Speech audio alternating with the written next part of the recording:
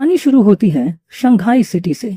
एक शांत कमरे में नीले हरे बालों वाली औरत जंग वोंग शीन अपने न्यूबॉर्न बेटे को दूध पिला रही थी। वो अपने बच्चे जिचिन से कहती है कि कितना लकी है वो, बस खाना और सोना। मुस्कुराते हुए बोली कि वो उसकी वजह से नींद खो रही है, लेकिन अगर वह स्वस्थ बड़ा हो जाए तो सब इसके काबिल हैं।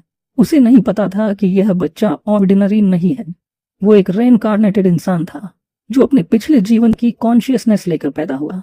दूध पीते पीते उसने नोट किया कि उसका दिमाग पूरी तरह डेवलप नहीं हुआ है, लेकिन फिर भी वह सब कुछ समझ रहा है। अचानक उसके सामने एक नीला गेम जैसा स्टेटस स्क्रीन आया। उस पर लिखा था name Lin Jichen, age 33 days, biological level ordinary tier 1। तभी उसे एहसास हुआ कि उसके पास एक स्पेशल चीट एबिलिटी है। 3 महीने की उम्र में लिन जिचिन अपने क्रिब में था और उसके माता पिता जांग वानेन और लिनयान उसे देख रहे थे। उसके पिता बोले कि यह बच्चा शारीरिक रूप से कितना गिफ्टेड लग रहा है, शायद बड़ा होकर एक माइटी जीन फ्यूजर बनेगा या कम से कम एक साइबो। तभी लिन जिचिन जोर जोर से किक मार रहा था। सिस्टम नोटिफिकेशन आया, kicked 10,000 times, biological attribute unlocked and advanced. अब उसे एक नया स्किल मिला जिससे उसके शरीर का जो भी हिस्सा वो ट्रेन करेगा वो कार्बन बेस्ड लिमिट तक इन्फिनिटली स्ट्रांग बनता जाएगा। उसे महसूस हुआ कि उसकी ताकत बढ़ रही है। उसने सोचा आखिर उसके पिता का मतलब क्या है जीन फ्यूचर्स और साइबोर्ग से, और उसने सुपर हीरोज जैसी कल्पना की। 4 महीने की उम्र में लिन जिचिन बैठना और रेंगना सीख गया था।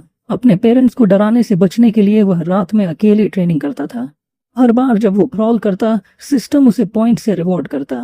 1 महीने बाद 5 महीने की उम्र में वो चलना मास्टर कर चुका था। 6 महीने में वो अब अपने पेरेंट्स के सामने भी बैठ और क्रॉल सकता था बिना ज्यादा अजीब लगे। एक दिन टीवी देखते वक्त न्यूज रिपोर्ट में एबरेंट बीस्ट्स दिखाई गई जिनसे लड़ने के लिए जीन फ्यूजर्स और साइबोर्ग्स दोनों साथ लड़ रहे थे। तभी पहली बार लिंजिन को समझ आया कि यह दुनिया उसकी पुरानी दुनिया से कितनी अलग है। उसने जाना कि इस धरती पर म्यूटेशन हो चुका है और टेरिफाइंग क्रिएचर्स पैदा हुए हैं जिन्हें एबरेंट बीस्ट्स कहते हैं। इनसे लड़ने के लिए इंसानों ने 2 रास्ते बनाए। पहला मैकेनिकल एसेंशियल, जहां इंसान अपने शरीर को टेक्नोलॉजी से मॉडिफाई करके पावरफुल साइबोर्ग्स बनते हैं। दूसरा जीन मॉडिफिकेशन, जहां इंसान एबरेंट बीस्ट के जीन्स को अपने साथ फ्यूज करके जीन फ्यूजर्स बनते हैं और मॉन्स्टर्स से अपनी शक्ति से लड़ते हैं। यह सब डेंजर समझकर रेनकार्नेटेड लिन जिचिन ने ठान लिया कि वह अपने सिस्टम का इस्तेमाल करके सुरक्षित बड़ा होगा, धीरे धीरे इवॉल्व करेगा और इस खतरनाक दुनिया में सरवाइव करेगा। एक दिन डोरबेल बजी। जंगवंशी दरवाजा खोलती है और सामने नीली ड्रेस पहनी हुई एक औरत खड़ी है। शूमिंग वो उनका नया पड़ोसी है। शूमिंग अपने परिवार का परिचय कराती है, अपने पति शन जानी और छोटी बेटी शन किंगहान का जो एक डॉल पकड़कर खड़ी है। लिन जिचिन उस छोटी लड़की को देखता है जिसके बाल पर्पल हैं। वह मानता है कि शेन किंगहा उसकी इस नई दुनिया की पहली दोस्त बनेगी और उसे महसूस होता है कि उनकी किस्मतें एक दिन गहराई से जुड़ेंगी। समय बीतता है और लिन जिचिन खुद को ट्रेनिंग में झोंक देता है। 7 महीने की उम्र में अपने यूज एंड एडवांस स्किल की वजह से वो दौड़ना, कूदना और बेसिक भाषा बोलना खुद से बातें करके सीख जाता है और हर एक्टिविटी से स्टैट पॉइंट्स कमाता है। 8 महीने में उसका ट्रेनिंग लेवल इतना बढ़ जाता है कि वह क्रिब में ही सेटअप्स और पुशअप्स करने लगता है। लेकिन वो ध्यान रखता है कि जब तक उसके पेरेंट्स आसपास ना हो तभी प्रैक्टिस करें। लेकिन एक दिन उसकी माँ जंग वोंगशिन बालकनी में जाती है और शॉक्ड हो जाती है जब देखती है कि उसका 8 महीने का बेटा सेटअप्स कर रहा है। वो अपनी आंखें मलती है, यकीन नहीं होता। लेकिन क्योंकि वह वेब नॉवेल ऑथर है इसलिए उसे लगता है कि यह स्ट्रेस की वजह से हेलुसिनेशन है। लिन तुरंत सोने का नाटक करता है, राहत की सांस लेता है और सोचता है कि अब उसे और ज्यादा सावधान रहना होगा। कुछ दिनों बाद नहाते वक्त जंग वोंगशिन को एक और बड़ा झटका लगता है। वह चिल्लाकर अपने पति लिनियन को बुलाती है। जब वह भागते हुए आते हैं तो वह दिखाती है कि उनका 8 महीने का बेटा डिफाइंड एबीएस बना चुका है। लिनियन हैरान रह जाता है। वो उत्साहित होकर कहता है कि शायद उनका बेटा एक इन अ मिलियन प्रोडिजी है और उसका भविष्य बहुत ब्राइट होगा, चाहे जीन फ्यूजर बने या साइबर्ग।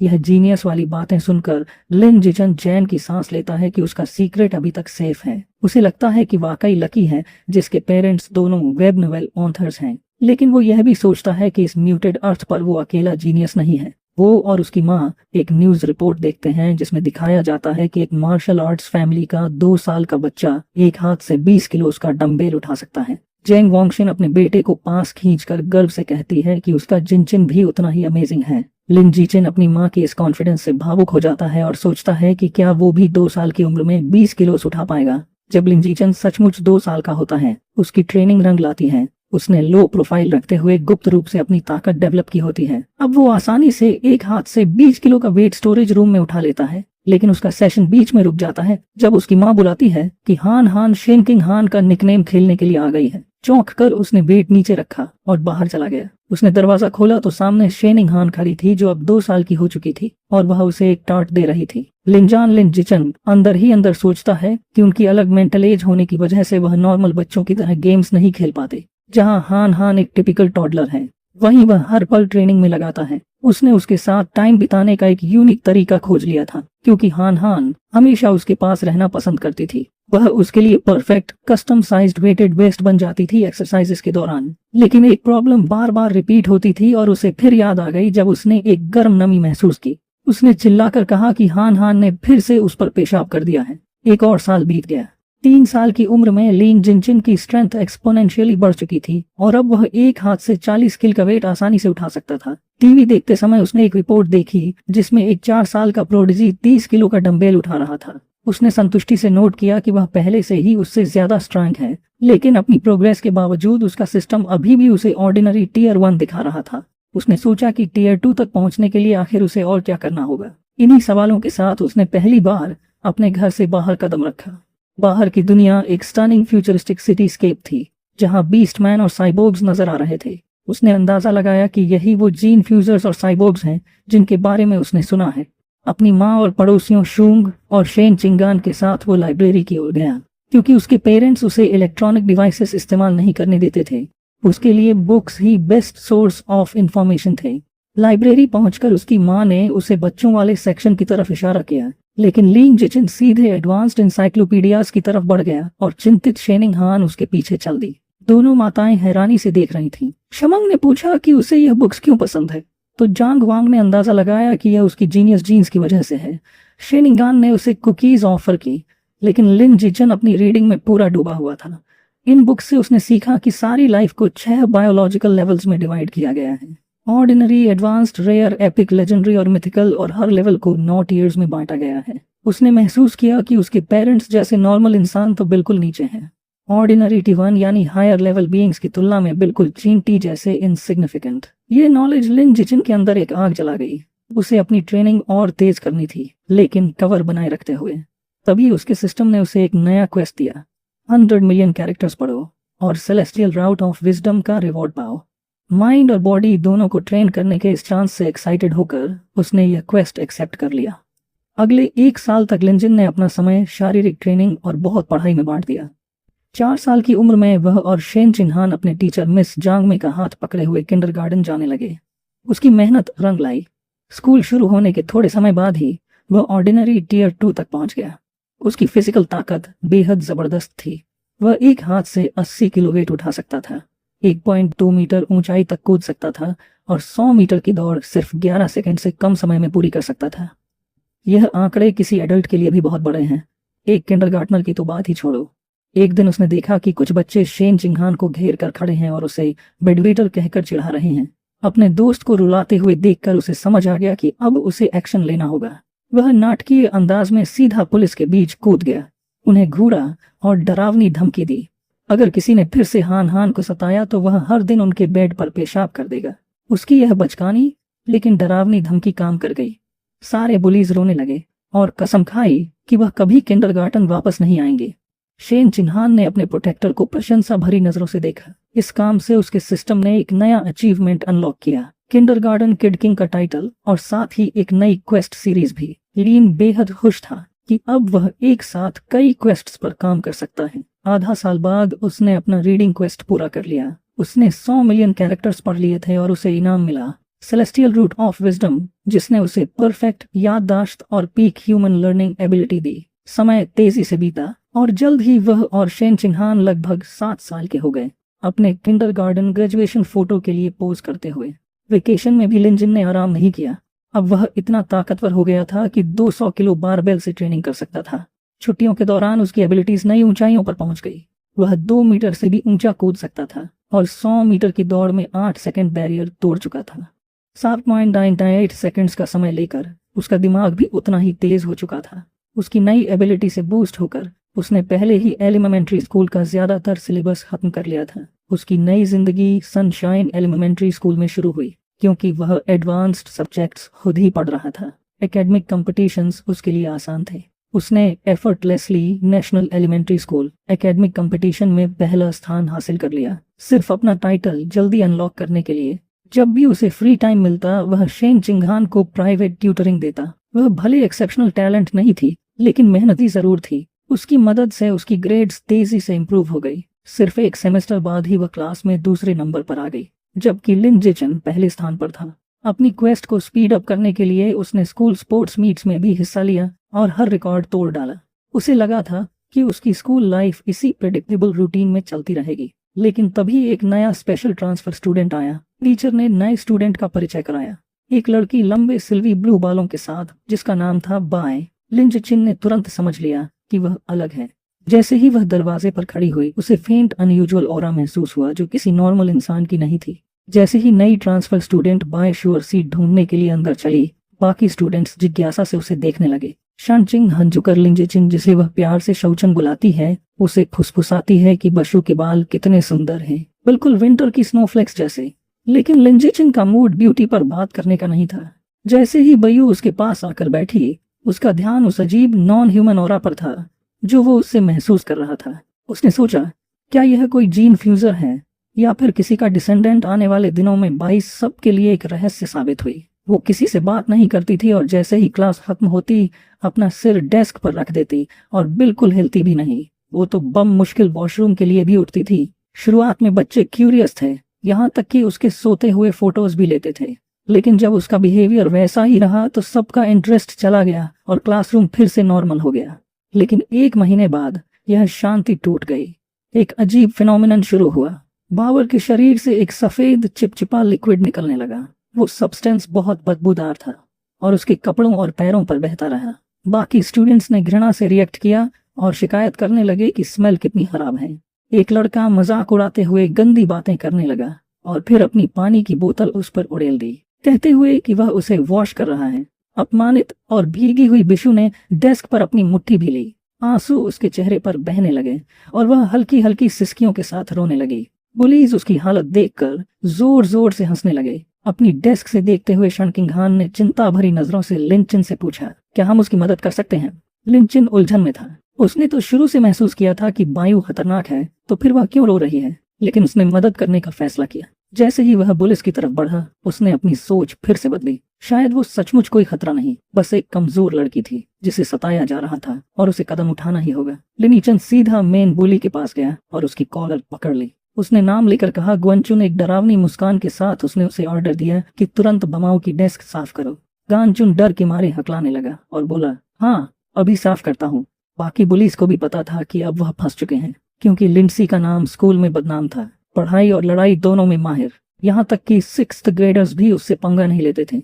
डर कर सबने जल्दी जल्दी टिश्यूज उठाए और मेस साफ कर दिया। जब डेस्क साफ हो गई तो लिंसियन की नजरें पूरे ग्रुप पर घूमी। उसने सबको ऑर्डर दिया कि तुरंत माफी मांगो। पुलिस पसीने से तरबतर डरते डरते लाइन में खड़े हो गए और सिर झुकाकर माफी मांगी। वादा किया कि अब कभी उसे तंग नहीं करेंगे। पुलिस के जाने के बाद बायू ने ऊपर देखा। उसकी आंखें आंसुओं से भरी थी। उसने लिन जिचिन और शेन चिंगहान दोनों को शुक्रिया कहा। शिनिंगान ने उसका कंधा थपथपाया और कहा, क्लासमेट्स को एक दूसरे की मदद करनी चाहिए। उस दिन से शेनिंगान ने ठान लिया कि वो उस चुपचाप रहने वाली सफेद बालों वाली लड़की की दोस्त बनेगी और हर बार लिन जिचिन को भी अपने साथ घसीट लाती थी। धीरे धीरे तीनों साथ समय बिताने लगे। शेनिंगान हमेशा सबसे अच्छे स्नैक्स पहले बयू को देती। एक दिन जब शेन चिंगहान ने उसे एक ट्रीट दी तो बाऊ झिझकी। उसने कहा, क्या तुम्हें मेरी स्मेल से घिन नहीं आती? मुझे माफ करना कि मैंने तुम पर भरोसा नहीं किया, लेकिन बचपन से सबने मुझे दूर रखा है। किसी का अच्छा होना इतना अनरियल लगता है कि मुझे लगता है मैं सपना देख रही हूँ। विश्व हैरान रह गई जब शेनिंगान ने मजबूती से कहा, यह सपना नहीं है। वो हल्की मुस्कान के साथ बोली, मुझे पता है कैसा लगता है। मैं कभी तुमसे घिन नहीं करूंगी। अगर तुम चाहो तो हम हमेशा के लिए दोस्त रहेंगे। उसने हल्के गुस्से के साथ लिंडिक को भी इस वादे में खींच लिया। भावनाओं से भरकर बाश्वर ने शनि को कसकर गले लगा लिया। उसकी आंखों से आंसू बहने लगे और उसने उनका बार बार शुक्रिया किया। थोड़ा संभलने के बाद उसने कहा कि वह भी उन्हें एक गिफ्ट देना चाहती है। उसने एक नेकलेस निकाला जिसमें 2 बीस्ट फैंग्स थे और बताया कि यह उसकी माँ का बर्थडे गिफ्ट था। उसने कहा कि यह उनकी दोस्ती का सिंबल होगा। शेनिंगहन ने खुशी खुशी हामी भरी। तीनों बच्चे स्कूल यार्ड में खड़े हुए डूबते सूरज की रोशनी में खुशी खुशी बोल पड़े, हम हमेशा दोस्त रहेंगे। लेकिन जैसे ही उनकी नई दोस्ती मजबूत हुई, अचानक सब बदल गया। एक दिन शेनिंगहान हैरान रह गई जब उसे पता चला कि बायू ने स्कूल छोड़ दिया है। लिनचिन ने इसकी पुष्टि की, बताते हुए कि उसने उसे खुद विड्रॉल पेपर्स भरते देखा था। उसकी यादों में वो मोमेंट ताज़ा हो गया। उसने प्रिंसिपल के ऑफिस के दरवाजे से देखा था, जहां बायू प्रिंसिपल के साथ थी और एक बड़ा डरावना आदमी साइबरनेटिक आर्म्स के साथ खड़ा था। प्रिंसिपल ने उस आदमी को भरोसा दिलाया कि बैशु के सारे पेपर पूरे हो गए हैं और उसकी जानकारी गोपनीय रखी जाएगी। यह देखकर लिंस जिचिन का शक पक्का हो गया कि बशु की पहचान साधारण नहीं थी। उस दिन के बाद उसने उसे फिर कभी नहीं देखा और सोचता रह गया कि असल में वो कौन थी। कुछ समय बाद लिंजिन घर पर अपनी माँ जंग वांगशिन को शोल्डर मसाज दे रहा था। माँ ने चैन की सांस ली और बोली कि टाइपिंग के लंबे दिन के बाद यह मसाज बिल्कुल परफेक्ट है। अंदर ही अंदर लिंजिन ने नोट किया कि उसने यह प्रोफेशनल मसाज स्किल्स अपने सेलेस्टियल रूट ऑफ विजडम की वजह से सीखे हैं और उसे हैरानी हुई कि यह इतनी काम की निकली। उनकी शांत शाम को एक बड़ी खबर ने तोड़ दिया। न्यूज रिपोर्ट में दिखाया गया कि क्योटो प्रोडजी ने फिर से कमाल कर दिया। सिर्फ 10 साल की उम्र में उसने अबेट बीस्ट जीन्स के साथ सफल फ्यूजन कर लिया था और अब वह एक हाथ से 500 किलो की चट्टान उठा सकता था। लिन जिचिन ने उस लड़के को पहचाना और झटका खाया कि उसका प्रतिद्वंदी पहले ही जीन फ्यूजन शुरू कर चुका है। उसके पिता लिनियान ने शिकायत की कि यह क्योटो वाला लड़का हमेशा टीवी पर छाया रहता है। क्या लोग उसे इन्फ्लुएंसर बनाना चाहते हैं? माँ बाप में बहस शुरू हो गई। लिनियान बोला कि वह बच्चा 1000 साल पुराने मार्शल आर्ट्स परिवार से है, उनके पास जरूर एडवांस जीन फ्यूजन टेक्नोलॉजी होगी। जांग वांगशिन ने तर्क दिया कि बच्चे को गिनी पिकक बनाना गलत है। पिता ने पलटकर कहा कि ऐसे परिवारों के लिए परिवार की इंटरेस्ट सबसे ऊपर होती है। माँ ने तंज कसते हुए कहा, तुम्हें तो सब पता है। उनकी बहस के बीच लिन जिचिन गहरी सोच में था। उसे याद आया कि फ्यूजन से पहले वो लड़का 100 किलो उठाता था, अब 500 किलो यानी 5 गुना ताकत। लेकिन लिन जिचिन सिर्फ 8 साल की उम्र में बिना किसी जीन फ्यूजन के एक हाथ से 300 किलो उठा लेता था। उसने आत्मविश्वास से मुट्ठी बांधी और तय किया कि उसका पोटेंशियल कहीं ज्यादा बड़ा है। लेकिन यह कॉन्फिडेंस ज्यादा देर नहीं रहा। अगली खबर ने उसे डर का असली मतलब सिखा दिया। ब्रेकिंग न्यूज में दिखाया गया कि पड़ोसी देश का एक शहर पूरी तरह बर्बाद हो गया है एक विशाल धमाके में। फुटेज में दिखा कि हमला विशाल एबरेंट राइट्स ने किया था। स्क्रीन पर डरावने नजारे आए। राक्षसी चूहे खंडहरों में दौड़ते हुए एक औरत को अपने जबड़े में पकड़ लेते हैं और उसे बेरहमी से खा जाते हैं। रिपोर्ट में बताया गया कि इसके पीछे हेरिटिक्स स्कल्ट है, एक गुप्त संगठन जो इन राक्षसी जानवरों को अपने फायदे के लिए नियंत्रित करता है। एक प्रेस कॉन्फ्रेंस में स्कूरा कंट्री के अधिकारी ने अंतर्राष्ट्रीय मदद की गुहार लगाई। लिन जिचिन ने समझा कि यह हेरिटिक्स इंसानियत के गद्दार हैं। उसे सुकून मिला कि वह एक शक्तिशाली और सुरक्षित देश में पैदा हुआ है जहां वह छुपकर मजबूत हो सकता है। तभी बाहर से सोनिक बूम्स की आवाज आई। वो खिड़की पर दौड़ा और पर्दे हटाए। रात के आसमान में भारी हथियारों से लेस साइबोर्ग्स की एक टुकड़ी उड़ रही थी। उसने सोचा कि इतने लोग क्यों तैनात किए गए हैं। उम्मीद की कि कुछ बुरा ना हो। अगली सुबह सब कुछ सामान्य दिखा। लिन जिचिन बाहर शेनिंगहान का इंतजार कर रहा था। वह दौड़ती हुई आई और माफी मांगी कि लेट हो गई। जैसे ही वह पास आई, लिनजिन ने कुछ अजीब देखा। उसके गले में लटक रहा बीस्ट फैंक नेकलेस जो बशु ने उन्हें दिया था चमकने लगा। नीली रोशनी निकल रही थी और उसने तुरंत पहचान लिया कि यह किसी एवरेट बीस्ट का दांत है, वही गैर मानवीय आभा जिसकी उसने पहले झलक महसूस की थी। रोशनी उतनी ही जल्दी गायब हो गई जितनी जल्दी आई थी। दोनों ने इसे ज्यादा ध्यान नहीं दिया, लेकिन लिन जिचिन के मन में खौफ बैठ गया। साइबोर्ग्स की तैनाती और इस फेंक की प्रतिक्रिया कुछ बड़ा होने वाला है। स्कूल जाते समय एक रहस्यमयी औरत उनके रास्ते में आई। लंबे लाल बाल, काली ड्रेस और एक लैंप पोस्ट से टिक कर खड़ी हुई। वो मुस्कुराते हुए बोली, क्या प्यारे बच्चे हो, क्या तुम भाई बहन हो? शनि ने गर्व से जवाब दिया, नहीं, हम बचपन से सबसे अच्छे दोस्त हैं। औरत ने हल्की उदासी से कहा, काश मेरा भी कोई बचपन का दोस्त होता। फिर अचानक उसका चेहरा डरावना हो गया। आंखों में चमक लिए उसने पूछा, लेकिन तुम लोग स्कूल अकेले क्यों जा रहे हो? तुम्हारे माता पिता कहाँ हैं? जैसे ही शेनिंगहन बोलने लगी, लिन जिचिन ने जल्दी से उसका हाथ पकड़ लिया और बीच में काटते हुए कहा, चलो देर हो रही है। वो उसे खींच कर आगे ले गया। पीछे रह गई वो रहस्यमयी लाल बालों वाली औरत। काफी दूर आने के बाद उसने शेनिंगहान को हल्के से डांटा, उसे याद दिलाते हुए कि अजनबियों से बात नहीं करनी चाहिए। उसने सिर हिलाकर हामी भर दी। स्कूल के बाद लिन जिचिन उसे एक सुनसान गली से ले गया।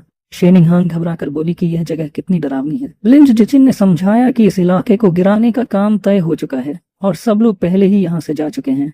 उनकी चाल अचानक एक जानी पहचानी आवाज से रुक गई। सुबह वाली लाल बालों वाली औरत फिर सामने आ गई।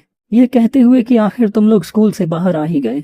वह अकेली नहीं थी, उसके साथ एक बड़ा मांसल आदमी था जिसका नाम शांग था। औरत ने शांग से कहा कि बच्चे यहीं हैं। लिंज जिचिन घबरा गया। उसने जानबूझकर अलग रास्ता चुना था, लेकिन फिर भी वह उनका पीछा करते हुए आ गई थी। वह औरत मीठी आवाज में उन्हें पास बुलाने लगी, ये कहते हुए कि उसके पास उनके लिए ट्रीट्स हैं। उसका साथी शंग अधीर हो गया। उसने कहा कि बातें बंद करो और सीधे इन्हें बेहोश करो ताकि काम जल्दी निपट जाए। बिना और कुछ बोले शंग उनकी तरफ दौड़ा, हाथ में कपड़ा लिए हुए चिल्लाता हुआ कि उसे जल्दी है ताकि इन्हें बेचकर पैसे बना सके। जैसे ही वह पास आया, लिन जिचन ने शेनिंगान को धक्का देकर किनारे किया और खुद सामने खड़ा हो गया। उसने अपनी मुट्ठी भी और पूरी ताकत से शंग के चेहरे पर मुक्का मारा। मुक्का सीधे शंग के चेहरे पर लगा और उसका बड़ा शरीर वहीं रुक गया। अगले ही पल वह दर्द भरी चीख के साथ गली के अंदर पीछे जा गिरा। लाल बालों वाली औरत यह देखकर हैरान रह गई। उसे यकीन नहीं हो रहा था कि एक प्राइमरी स्कूल का बच्चा किसी बड़े आदमी को इतनी जोर से उड़ा सकता है। जमीन पर पड़ा शग खून उगल रहा था। शंग के गिरते ही लिन जिचिन ने औरत पर ध्यान दिया। इससे पहले कि वह कुछ कर पाती, उसने उसके पेट पर एक जबरदस्त मुक्का मारा और फिर एक तेज अप्रकट झड़ कर उसे बेहोश कर दिया। गिरे हुए अपहरणकर्ताओं को देखकर उसका चेहरा कठोर हो गया। उसने पास की एक ईंट उठाई और सोचा कि सुनसान गली में कोई कैमरा नहीं है, इसलिए इन्हें यहीं खत्म करना होगा। अगर यह जिंदा रहे तो उसकी असली ताकत सबको पता चल जाएगी और उसका छिपकर मजबूत बनने का प्लान बिगड़ जाएगा। लेकिन ठीक उसी समय जमीन बुरी तरह हिलने लगी। एक भयंकर भूकंप ने गली को हिला दिया। अचानक एक विशाल पंजा पास की दीवार तोड़कर बाहर निकला। अगले ही पल धूल और मलबे से एक दैत्याकार विकृत चूहा बाहर आया। वह राक्षसी चूहा बच्चों को नजरअंदाज कर सीधे बेहोश औरत की ओर झपटा, लेकिन उसे खाने के बजाय उसने पंजे से उसका सिर धड़ से अलग कर दिया। फिर उसने कटा हुआ सिर उठा लिया। यह देखकर शेनिंग हान चीख पड़ी। खतरे को पहचानते हुए लिंजन ने उसे अपनी बाहों में उठा लिया और बोला, यह एक दैत्य चूहा है, हमें सुरक्षित जगह भागना होगा। वह तुरंत मुड़ा और उसे लेकर भाग निकला। भागते भागते अचानक आसमान में लाल और सुनहरे रंग की एक चमक दौड़ती है। एक फीमेल साइबोर्ग जिसकी सुनहरी बाल थे और हेलमेट पर खरगोश जैसे कान लगे थे, बिजली जैसी तेजी से गली में आ उतरती है। उसकी गति इतनी अविश्वसनीय थी कि वह मानो धुंधली परछाई की तरह मॉन्स्टर चूहे के पास से निकल गई। लिंज जिचिन के कंधे के ऊपर से देखते हुए शेनिंगान हैरान होकर चिल्लाती है कि वह साइबोर्ग कितनी तेज है। साइबोर्ग बड़ी निपुणता से मॉन्स्टर के पीछे उतरती है और हमला करने की तैयारी करती है। उसका दस्ताना चमक उठता है और वह अपना हथियार चार्ज करते हुए ऐलान करती है। एनेस्थेटिक स्मोक वो प्रोजेक्टाइल दागती है जो गली को हिला देने वाले धमाकों के साथ फटते हैं। लिन जिचिन तुरंत शेनिंग हान को अपनी बाहों से ढककर ब्लास्ट से बचाता है। विस्फोटों में फंसा मॉन्स्टर चूहा दर्द में दहाड़ता है और एनेस्थेटिक धुएं से चकरा जाता है। मौका देखते ही साइबोर्ग आगे बढ़ती है और तेज वारों की झड़ी लगाकर कमजोर जानवर को खत्म कर देती है। बाद में लिन जिचिन घर पर न्यूज रिपोर्ट देखता है जिसमें इस घटना को दिखाया जाता है। वह लड़ाई का गहराई से विश्लेषण करता है और निष्कर्ष निकालता है कि उस साइबोर्ग की ताकत बहुत ऊंची नहीं थी। उसे पहले मॉन्स्टर को कमजोर करना पड़ा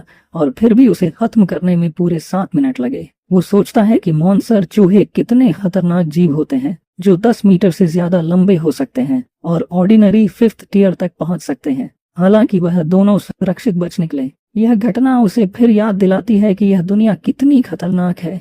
वह निश्चय करता है कि उसे और भी कठोर प्रशिक्षण करना होगा ताकि खुद को और अपने अपनों को बचा सके।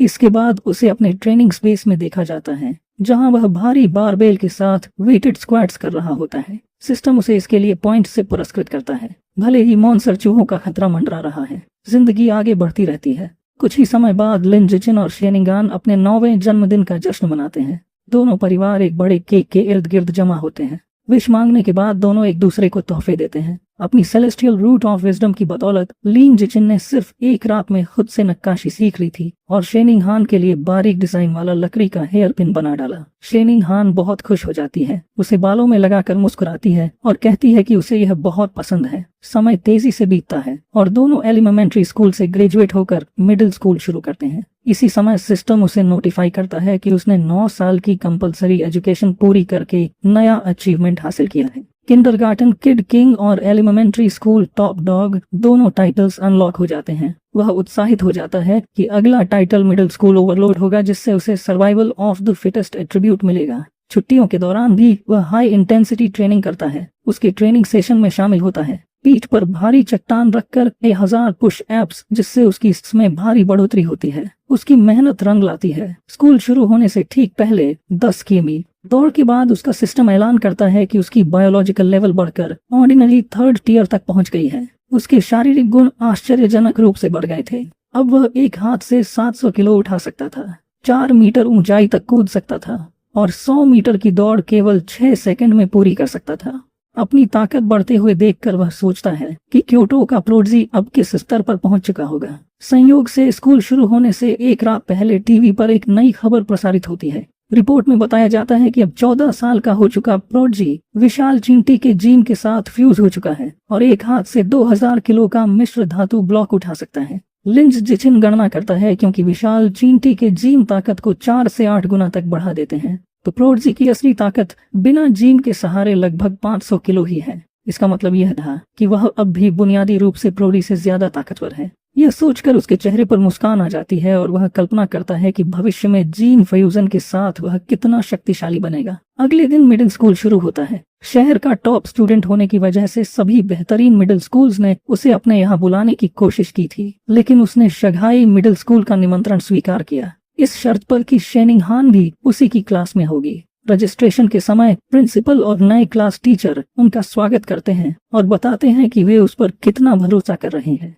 थोड़ी औपचारिक बातों के बाद वह बहाना बनाकर शेन चिंगहान के साथ वहां से निकल जाता है। दरअसल शंघाई मिडिल स्कूल चुनने का असली कारण उसकी बेहतरीन खेल सुविधाएं थी। उन्होंने तय किया था कि क्लास शुरू होने से पहले स्कूल के कोर्ट पर बैडमिंटन खेलेंगे। कोर्ट पर उत्साहित शेनिंगहान कहती है कि अब खेल शुरू करना चाहिए। वह शॉट लगाते हुए अपने अंदाज में उसे फेरीज कर्व बॉल कहती है। लिंचिन आसानी से शटलकॉक को हवा में पकड़ लेता है, लेकिन उनका खेल बीच में ही रुक जाता है। एक ग्रुप सीनियर स्टूडेंट्स वहां आ जाता है और उनका लीडर, जिसने उलटी कैप पहन रखी थी, शटलकॉक छीन लेता है और कहता है कि यह कोर्ट उनके लिए रिजर्व है। उसके दोस्त मजाक उड़ाते हुए कहते हैं कि शेनिंगहान चाहे तो उनके साथ खेल सकती है। शेनिंगहान डटकर जवाब देती है कि उन्हें नियमों का पालन करना चाहिए और वे लोग पहले आए थे। लिन जिचिन उसकी ओर बढ़ते सीनियर्स को ठंडी नजर से देखता है और सख्त लहजे में कहता है कि वह शेनिंगहान से दूर रहें और याद रखें कि पहले आओ पहले पांव का नियम लागू होता है। लीडर घमंडी अंदाज में हंसते हुए कहता है कि अब कोर्ट उसी का है। वह शटलकॉक उठाता है और सर्व करने ही वाला होता है कि लिंचिन हरकत में आ जाता है। वह ठंडे स्वर में कहता है कि अब से यहाँ सिर्फ उसके नियम चलेंगे। वह जबरदस्त ताकत के साथ उछलता है और शटलकॉक को इतनी तेजी से स्मैश करता है कि वह सफेद धुंध की तरह कोर्ट के पार निकल जाता है। ताकत इतनी जबरदस्त होती है कि लीडर के पास रिएक्ट करने का भी वक्त नहीं मिलता। टकराव से उसका रैकेट चकनाचूर हो जाता है और उसकी कैप उड़कर गिर जाती है। सीनियर्स के चेहरे पर पसीना और डर साफ झलकता है। वे कांपते हुए सोचते हैं कि क्या लिंच जिचिन इंसान भी है या फिर कोई जीन फ्यूजर। उनमें से एक घबराकर कहता है कि अगर शॉट थोड़ा सा भी इधर उधर हुआ होता तो उनके बॉस का सिर उड़ गया होता। डरे हुए सीनियर्स गहरी झुककर माफी मांगते हैं और कहते हैं कि अब वे नियम समझ गए हैं और तुरंत चले जाएंगे। फिर वे जल्दी से वहां से भाग निकलते हैं। शायद उस घटना की खबर फैल गई थी क्योंकि उसके बाद कभी किसी ने लिन जिचिन या शेन चिंगहान को परेशान करने की हिम्मत नहीं की। स्कूल जीवन बाकी लगभग वैसा ही था, बस अब यह बड़ा था और सुविधाएं बेहतर थी। पढ़ाई में लिन जिचिन बहुत आगे था क्योंकि वह मिडिल स्कूल का पूरा कोर्स पहले ही पूरा कर चुका था। क्लास में वह अक्सर दिलचस्प किताबें पढ़कर समय बिताता था। रात को वर्कआउट के बाद वह अपने सेलेस्टियल रूट ऑफ विजडम का इस्तेमाल कर ऑनलाइन नए नए स्किल्स सीखता, जैसे कुकिंग, फोटोग्राफी, ड्राइविंग, स्विमिंग और कई तरह के खेल। Middle school overload title unlock करने के लिए उसने सिर्फ हर विषय में पहला स्थान ही नहीं पाया, बल्कि स्कूल को नेशनल प्रतियोगिताओं में भी रिप्रेजेंट किया और आखिरकार वह ढेरों ट्रॉफीज के बीच खड़ा दिखाई दिया। लो प्रोफाइल बनाए रखने के लिए वह जानबूझकर हर प्रतियोगिता में पहला स्थान नहीं लेता था। पूरा एक सेमेस्टर बीत गया लेकिन टाइटल अब तक अनलॉक नहीं हुआ। हालांकि उसके शानदार प्रदर्शन ने उसे कई फैन गर्ल्स दिला दी जो उसकी डेस्क पर ढेरों लव लेटर्स छोड़ जाती थी, लेकिन उसने उन सबको नजरअंदाज कर दिया। शेन चिंगहान को ट्यूशन देने के अलावा वह आने वाले स्कूल स्पोर्ट्स फेस्टिवल पर ध्यान केंद्रित कर रहा था। उसे विश्वास था कि अगर उसने उसमें पूरी तरह दबदबा बना लिया तो आखिरकार टाइटल अनलॉक हो जाएगा। फेस्टिवल के लिए उसने सिर्फ 3 इवेंट्स चुने, शॉर्ट पुट, हाई जंप और स्प्रिंटिंग, जो क्रमशः ताकत, छलांग और गति का प्रतिनिधित्व करते थे। शॉर्ट पुट में उसने आश्चर्यजनक 200 संपूर्ण 1 मीटर तक थ्रो किया। हालांकि उसने खुद को सुपर ह्यूमन न दिखाने के लिए काफी कंट्रोल किया, फिर भी वह आसानी से तीनों इवेंट्स में पहला स्थान ले गया। जब वह शेनिंगहान के साथ बैठा अपना गोल्ड मेडल निहार रहा था, तभी उसे अपने शरीर में नई ताकत उभरती हुई महसूस हुई। एक सिस्टम नोटिफिकेशन प्रकट हुआ जिसमें घोषणा हुई कि उसकी उपलब्धियां बाकी सभी छात्रों से बहुत आगे निकल जाने के कारण उसने middle school overload title unlock कर लिया है। तीनों स्कूल एज टाइटल्स अनलॉक होने के साथ ही dominant 9 years of compulsory education achievement पूरा हो गया और उसे नया बायोलॉजिकल एट्रीब्यूट मिला, सर्वाइवल ऑफ द फिटेस्ट। उस ताकत को अपने अंदर बहता महसूस करते हुए लिन जिचिन ने संतोष के साथ महसूस किया कि टाइटल आखिरकार अनलॉक हो गया है। तीनों स्कूल एज टाइटल्स अनलॉक होने के साथ ही dominant 9 years of compulsory education achievement पूरा हो गया और उसे नया बायोलॉजिकल एट्रीब्यूट मिला, सर्वाइवल ऑफ द फिटेस्ट। उस ताकत को अपने अंदर बहता महसूस करते हुए लिन जिचिन ने संतोष के साथ महसूस किया कि टाइटल आखिरकार अनलॉक हो गया है। जैसे ही लिन जिचिन और शेनिंग हान स्कूल छोड़ते हैं, वो अपने नए survival of the fittest attribute के बारे में सोचता है। ये एबिलिटी एक प्रेडेटर को दूसरे क्रीचर्स की लाइफ एसेंस खाकर इवॉल्व करने देती है। वो सोचता है लाइफ एसेंस क्या होता है। वो सोच में खो जाता है जब तक शीनिंग हान उसे रोकती है। हकीकत में वापस आकर उसे एक आइडिया आता है। वो शीनिंग हान से पूछता है कि क्या वो उसका बीस्ट फैंग नेकलेस बोरो कर सकता है। वो मान जाती है और उसे दे देती है। जैसे ही उसकी उंगलियां फैंग को छूती हैं, सिस्टम नोटिफिकेशन आता है। इसमें लिखा होता है कि उसने एबिसल जायंट बटरफ्लाई की लाइफ एसेंस का एक ट्रेस डिवावर कर लिया है और नया गाइड बुक खुल गया है जिसमें 1% प्रोग्रेस है। उसके आसपास एक बड़ी अंधेरी तितली की स्पेक्ट्रल इमेज आती है जिसके पंखों पर आंखें होती हैं। वो चौंक जाता है कि फैंग असल में बटरफ्लाई का टूथ है। उस रात और जानने की उम्मीद में वो एबिसल जायंट बटरफ्लाई के बारे में ऑनलाइन सर्च करता है, परंतु उसे कोई रिजल्ट नहीं मिलता। समझ जाता है कि उसे इस एग्जॉटिक बीस्ट को खुद पढ़ना पड़ेगा। उसे याद आता है कि बाय शुअर ने उन्हें 2 फैंग दिए थे। वो अपने बैग में खोजता है और दूसरा फैंग निकालता है। दूसरा फैंग पकड़कर वो फिर से उसकी पावर अब्सॉर्ब करता है। एक और सिस्टम नोटिफिकेशन आता है जो बताता है कि उसने दूसरे लाइफ एसेंस का ट्रेस भी डिवावर कर लिया है, पर गाइड बुक प्रोग्रेस सिर्फ 2% तक बढ़ा है। वो फैंग को देखकर निराश होता है, समझता है कि उसमें लाइफ एसेंस ज्यादा नहीं बचा है। वो सोचता है कि एबिसल जायंट बटरफ्लाई की पूरी पावर अनलॉक करने के लिए उसे कोई और तरीका ढूंढना पड़ेगा। अगले दिन स्कूल के बाद अपनी ट्रेनिंग तेज करने और किसी भी एबेरेंट बीस्ट से जल्दी बचने के लिए लिन जिचिन रोज स्कूल जाने आने में शेनिंग हान को बाइक पर लेकर जाता है। जब वे स्कूल के मैदान से बाहर निकल रहे होते हैं, एक आदमी उन्हें बुलाता है। ट्रैक सूट पहने आदमी जिचिन को रोकता है और खुद को कोच गुओ बताता है, जो स्कूल की मार्शल आर्ट्स टीम का कोच है। वो लिन जिचिन की खेल प्रतियोगिता में परफॉर्मेंस की तारीफ करता है, जहां उसने स्कूल हिस्ट्री का सबसे अच्छा प्रदर्शन किया था। उत्साह से वो फॉर्मली उसे टीम ज्वाइन करने का इनविटेशन देता है। बोलता है कि उसकी एथलेटिक टैलेंट उसकी पढ़ाई से ज्यादा है। कोच गो उसे हाँ कहने को कहता है, पर सोचने के लिए भी टाइम देता है। कोच गो इतनी जल्दी और जोश से बोलता है कि लिन जिचिन मना नहीं कर पाता।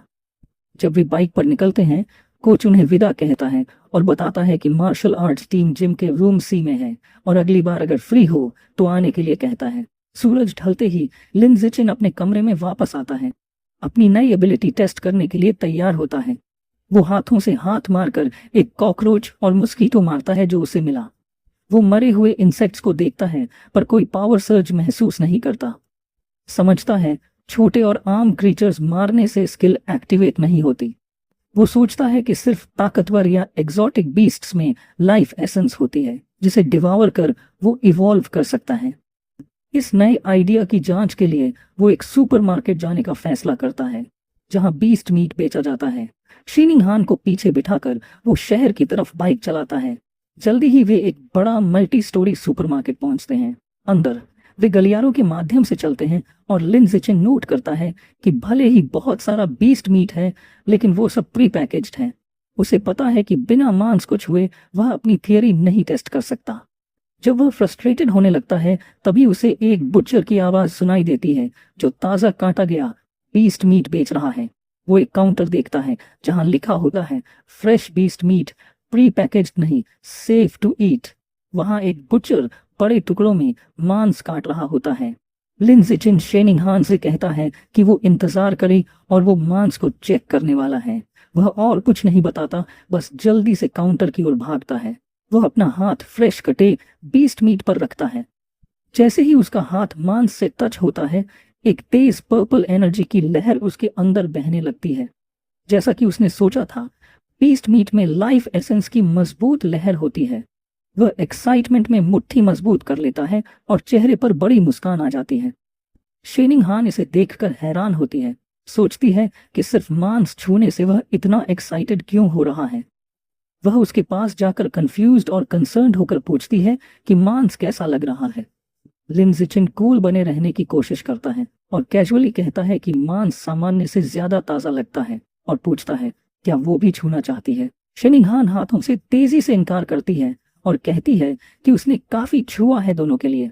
अपनी थ्योरी कंफर्म करने के बाद लिन जिचिन घर पर ट्राई करने के लिए बीस्ट मीट खरीदने का फैसला करता है, जो शेनिंग हान के लिए सरप्राइजिंग होता है। वो उसकी रिएक्शन को देखकर उबराश नहीं होता, क्योंकि उसे पता है कि बीस्ट मीट बहुत महंगा होता है। सबसे सस्ता ऑप्शन गोस्ट शैडो स्क्विड करीब 1000 येन प्रति जिन का होता है। उसने स्क्विड वाला पैकेज उठाया। शेनिंग हान कीमत को देखकर पैनिक हो गई और कहती है कि यह बहुत महंगा है और उसे पहले अपनी माँ से पूछना चाहिए। लिन जिचिन मुस्कुराता है और उसकी सिर पर प्यार से हाथ रखता है, कहता है चिंता मत करो। वह एक झूठ बनाता है कि उसकी माँ ने उसे पहले ही दोनों परिवारों के लिए बहुत कुछ खरीदने को कहा है। एक फ्लैशबैक में उसकी माँ जंग वंगशिन खुशी खुशी दावत बनाने को तैयार होती है।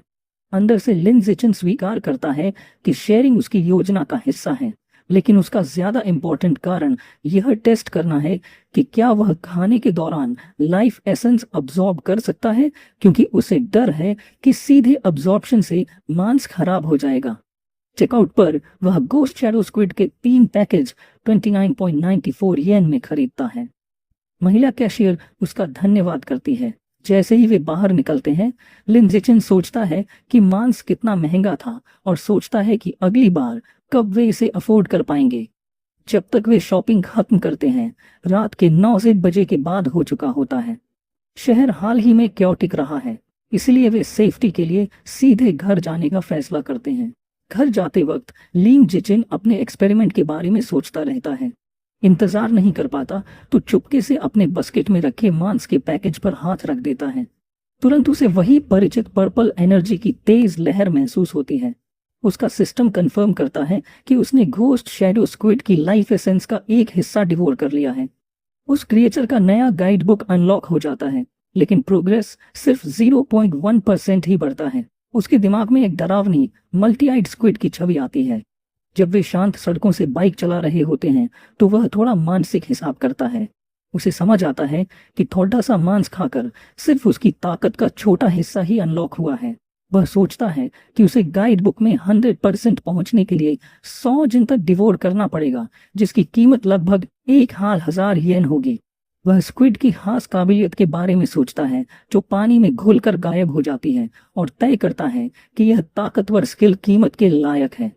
उसका रास्ता साफ है, उसे बहुत बड़ा पैसा कमाना होगा, क्योंकि इतना पैसा अपने परिवार से नहीं मांग सकता।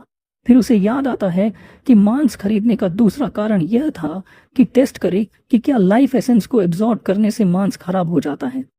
वह पैकेज देखता है, मांस अब भी बिल्कुल ताजा लग रहा है।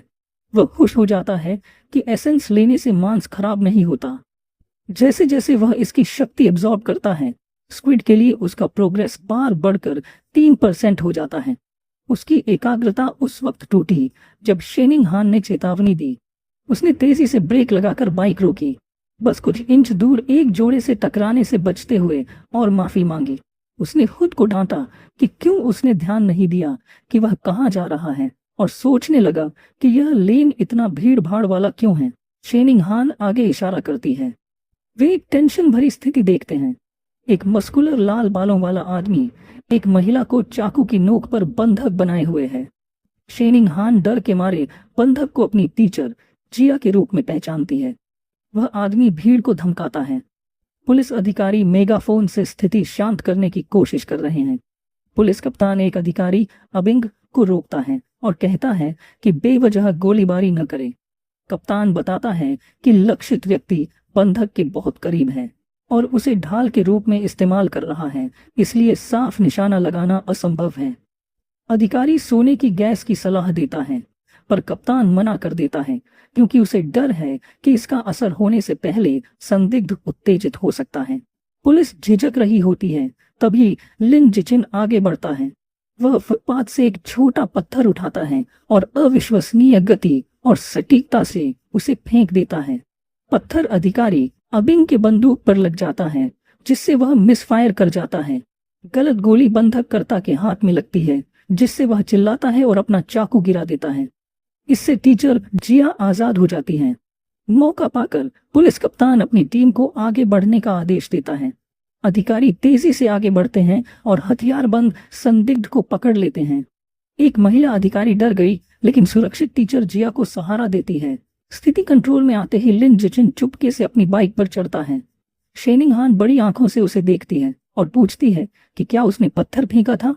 वह जल्दी से उसे चुप रहने को कहता है और बताता है कि बाद में बात करेंगे। फिर वे बाइक चलाते हुए वहां से चले जाते हैं। जैसे ही वे दूर जाने लगते हैं, एक आवाज उन्हें रोकने का आदेश देती है। पुलिस कप्तान चिल्लाता है, पूछता है क्या लिन जिचिंग ही था जिसने पत्थर फेंका। पकड़े जाने के डर से लिन जिचिंग तुरंत सब कुछ नकार देता है, थोड़ा नर्वस स्माइल देते हुए। महानिदेशक उन्हें जाते हुए देखता है और सोचता है कि कोई अच्छा काम कबूल नहीं करता। ये अजीब बात है। फिर वह जोर से कहता है कि बहादुरी का इनाम भी होता है। इनाम का शब्द सुनते ही लिन जिचिन का ध्यान खींच जाता है। पैसों की जरूरत से वह जोर से ब्रेक लगाता है, रुकता है और कप्तान के पास दौड़ता है। शर्माते हुए वह अपनी नकारात्मक बात वापस लेता है, बता देता है कि उसने पत्थर फेंका था और समझाता है कि पैसा उसके लिए कितना जरूरी है। कप्तान कहता है कि रिपोर्ट देने के लिए पुलिस स्टेशन जरूर आए और वह उसकी मदद करेगा इनाम के लिए। परिवार वालों को सूचित करने के बाद लिन जिचिन और शेनिंग हान पुलिस स्टेशन जाने की तैयारी करते हैं। उन्हें लगता है कि सब कुछ ठीक से होगा, लेकिन जैसे ही पुलिस हथकड़ी में बंद संदिग्ध को ले जाती है, कुछ बेहद गलत होता है। संदिग्ध का चेहरा भयानक तरीके से डरावना हो जाता है। पुलिस भयभीत होकर समझ जाती है कि वह एक हेरेटिक है और वह उनके सामने एक विशाल विचित्र चूहे में बदल रहा है। राक्षस अपने हथकड़ी तोड़ देता है और अधिकारियों पर अपने बड़े पंजे से वार करता है। पुलिस कप्तान रेडियो पर आदेश देता है कि सभी फोर्सेस को फायर खोलना है, लेकिन नागरिकों की सुरक्षा का ध्यान रखते हुए अधिकारी अपने हथियार निकालते हैं, लेकिन गोलियां असर नहीं दिखाती। तभी एक घबराहट भरा रिपोर्ट आता है जिसमें बताया जाता है कि हेरेटिक ने राइट किंग जीन्स के साथ फ्यूज कर लिया है और तुरंत बैकअप के लिए कॉल किया जाता है। खतरा समझते हुए लिन जिचिन दोनों को पकड़कर दूर ले जाता है और जल्दी से भागने को कहता है। उसे राहत मिलती है कि राक्षस उनका पीछा नहीं कर रहा, लेकिन वह जानता है कि उन्हें जल्दी भागना होगा। जैसे ही वे भागते हैं, आकाश से एक नया फिगर पर्पल ऑनरा के साथ नीचे गिरता है। वह एक महिला साइबॉर्ग है जो स्लीक फ्यूचरिस्टिक आर्मर पहने होती है। वह विशाल चूहे पर एक जोरदार वार करती है, जिससे वह पीछे हट जाता है। हवा में तैरती हुई वह साइबॉर्ग, जिसके बाल छोटे और डार्क पर्पल हैं, अपने सीने में लेजर कैनन चार्ज करती है। फायर करने के कमांड पर वह एक विशाल तबाह करने वाली पर्पल एनर्जी किरण छोड़ती है, जो म्यूटेंट रेड को पूरी तरह घेर लेती है। क्रीचर दर्द में दहाड़ता है और पूरी तरह से खत्म हो जाता है। केवल जल चुकी झांसी बचती है। लिन जिचिन चौंक जाता है और साइबोर्ग की जबरदस्त ताकत को देखता है। खतरा खत्म होते ही टीचर ता और शेनिंग हान राहत की सांस लेते हैं। लिन जिचिन ज्यादा अपनी बाइक की चिंता करता है, ध्यान देता है कि ब्लास्ट ने उसे नहीं मारा, वरना बड़ा आर्थिक नुकसान होता। जैसे ही टेंशन खत्म होती है, उसे अचानक एक बात समझ आती है। वह बाइक के बास्केट में देखता है और पाता है कि महंगा गोस्ट शैडो स्क्विड मीट खराब हो चुका है और बदबू आ रही है। अब वह समझता है कि उसकी शुरुआती थ्योरी सही थी। लाइफ एसेंस अब्सॉर्ब करने से मीट खराब हो जाता है, लेकिन इसका असर धीरे धीरे होता है। एक फूला हुआ टेंटिकल उठाते हुए वह सोचता है कि उसे कोई बहाना बनाना पड़ेगा और लड़ाई और मृत हेरेटिक को दोष देता है। ड्रामेटिक अंदाज में वह स्पॉइल्ड टेंटिकल नीचे फेंकता है और जोर से कहता है कि मीट जानवर की लड़ाई और साइबोर्ग के अटैक की वजह से जला है। टीचर कॉवे उसे सांत्वना देती है, कहती है जो जरूरी है वो ये कि सब सुरक्षित हैं। हालांकि वे कप्तान की गुजारिश पर घर जाने का सोचते हैं। वे सुरक्षा टीम के साथ स्टेशन जाते हैं। वे उम्मीद नहीं कर रहे थे कि वे उसी वैन में जाएंगे जहां हेरेटिक के शरीर के अवशेष रखे थे, लेजर ब्लास्ट के बाद उसके पास सिर्फ आग लगे मांस का ढेर बचा था और उसकी सुगंध जोरदार थी। जैसे ही वह बदबूदार वैन में बैठता है, लिन जिचिन को दूसरी बात याद आती है। उसे याद आता है कि बाइशुअल के बीस्ट फैंग्स के अंदर लाइफ एसेंस तब भी थी जब क्रीचर मर चुका था। अब उसके दिमाग में एक नया संभावना उभरती है। क्या इस शव के अंदर भी लाइफ एसेंस बचा है? और अगर है तो क्या वह कॉर्प्स के रैट किंग जीन को अपने लिए डिवावर कर सकता है? पता लगाने का सोचकर वह चुपके से अपना हाथ उन अवशेषों की तरफ बढ़ाता है। जैसे ही उसका हाथ छूता है, उसे एक शक्तिशाली लाल एनर्जी का सर्ज महसूस होता है। उसका सिस्टम कंफर्म करता है कि उसने जायंट म्यूटेंट रैट की लाइफ एसेंस का एक अंश डिवावर कर लिया है और उसके गाइड बुक में प्रभावशाली 5% प्रोग्रेस अनलॉक हो गई है। वह हैरान हो जाता है कि उसने इतना ज्यादा अब्सॉर्ब कर लिया और समझ जाता है कि सोर्स की फ्रेशनेस सीधे सीधे इस बात पर असर डालती है कि उसे कितनी लाइफ एसेंस मिल सकती है। उसे एस्कॉर्ट कर रहे ऑफिसर अबिंग उसकी हरकत नोटिस करते हैं और उसे चुपचाप बैठो कहते हैं। लिन जिचिन जल्दी से कहता है कि उसे तो बस हाथ फैलाना था। बाद में पब्लिक सिक्योरिटी ऑफिस पहुंचकर उसे पता होता है कि जहां अबिंग को बेवकूफ बनाना आसान था, वहीं सिक्योरिटी कैप्टन ज्यादा तेज है। कैप्टन लिन जिचिन को बताता है कि उसने उसकी ब्रेवरी रिवॉर्ड के लिए आवेदन कर दिया है, मगर फिर गंभीर होकर सवाल करता है। वह पूछता है कि एक मिडिल स्कूलर इतनी दूरी पर और खराब रोशनी में इतने सटीक तरीके से कैसे हेरेटिक के नाइफ हाथ पर पत्थर मार सकता है। लिन ज़ाक्चिन टाल मटोल जवाब देता है, कहता है कि ऐसा इसलिए है क्योंकि वह अक्सर अपने दाएं हाथ की ट्रेनिंग करता रहता है। यह अजीब जवाब सुनकर कैप्टन थोड़ी देर के लिए चुप रह जाता है। उनकी बातचीत तभी टूटती है जब शेरिंगहान आवाज लगाती है कि उसकी आंटी आ गई हैं। लिन जिचिन हैरान रह जाता है जब वह देखता है कि उसके माता पिता स्टेशन में घबराते हुए दाखिल हो रहे हैं। उसकी माँ घबराई हुई हालत में उसकी तरफ दौड़ती है, डर से चेहरा सफेद और आंखों में आंसू, उसका नाम पुकारते हुए। वह उसे कसकर गले लगाती है और पूछती है कि वह ठीक है या नहीं, और कहती है कि उसने उसे आधा मरने जितना डरा दिया। वह माँ को शांत कराने की कोशिश करता है, भरोसा दिलाता है कि वह ठीक है, और तो और उसे ब्रेवरी रिवॉर्ड भी मिला है। उसे कसकर पकड़े हुए उसकी माँ उससे वादा लेती है कि अगली बार कोई खतरा हुआ तो वह सबसे पहले कहीं छुप जाएगा। उसकी आंखों में आंसू भर आते हैं और वह कहती है कि उसे बस इतना चाहिए कि वह सुरक्षित बड़ा हो। लिन जिचिन अपनी माँ की दिल से निकली चिंता से विजिबली प्रभावित होता है। जब वे निकलते हैं तो लिन जिचिन अपनी माँ को फिर भरोसा दिलाता है कि वह हमेशा पहले खुद की सुरक्षा करेगा। पुलिस कैप्टन उन्हें जाते हुए देखता है, अब भी उस लड़के की अजीब एबिलिटीज के बारे में सोचते हुए। रास्ते में बाहर निकलते समय लिन जिचिन 2 महिला पुलिस ऑफिसर्स के पास से गुजरता है जो केस के बारे में चर्चा कर रही थी। एक महिला ऑफिसर कहती है कि परवर्ट्स अब और भी ज्यादा बेशर्म हो गए हैं, और उसकी साथी बताती है कि वह हेरेटिक असल में ग्वांगयुन यूनिवर्सिटी का एक लिबरल आर्ट स्टूडेंट था जिसे रैट गॉड कल्ट ने ब्रेन वॉश कर दिया था।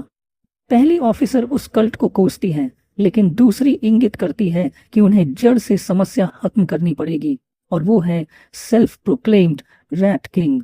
यह नाम तुरंत ही लिन जिचिन का ध्यान खींच लेता है। घर लौटते वक्त गाड़ी में वह तुरंत अपने फोन पर रैट गॉड कल्ट के बारे में रिसर्च शुरू करता है। ढेर सारी जानकारी देखकर वह हैरान रह जाता है। उसे पता चलता है कि कल्ट का मुख्य बेस शंघाई सिटी में है और उसके ज्यादातर सदस्य समाज के बाहर कर दिए गए लोग हैं। रिसर्च करते करते उसे एक बेहद चौंकाने वाली जानकारी मिली। रैट किंग खुद को एक ऊंचे स्तर के जीव में इवॉल्व करना चाहता है और अपने फॉलोअर्स को जबरदस्ती इवोल्यूशन मटेरियल्स इकट्ठा करने पर मजबूर कर रहा है। इससे उसके मन में एक डरावना सवाल उठा, क्या रैट किंग, जो एक अजीब और खतरनाक जानवर है, पहले से ही सोचने समझने की क्षमता हासिल कर चुका है? उसी पल उसकी सोच टूटी जब उसने खिड़की से बाहर देखा।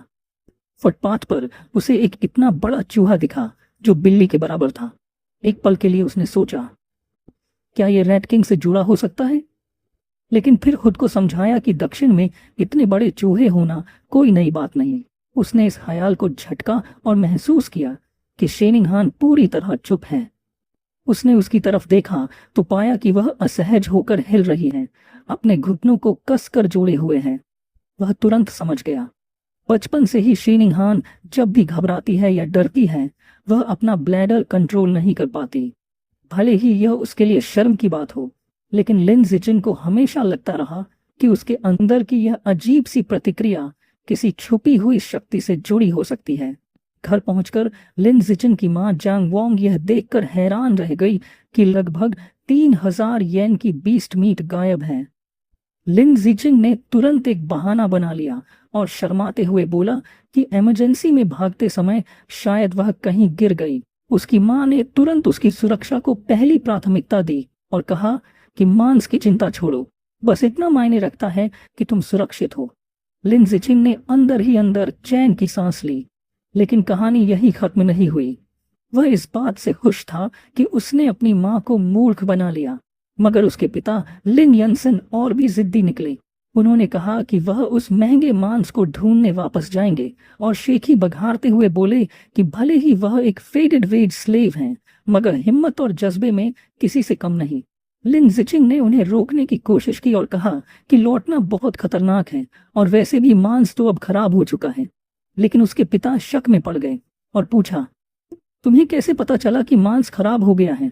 घबराकर पसीना पोंछते हुए लिन जिचिन ने जल्दी से जवाब दिया, बस अंदाजा लगाया था। इसी दौरान अब हाल ही हो चुके पब्लिक सिक्योरिटी ऑफिस में पुलिस कैप्टन अभी भी उस रात की अजीबोगरीब घटनाओं के बारे में सोच रहा था।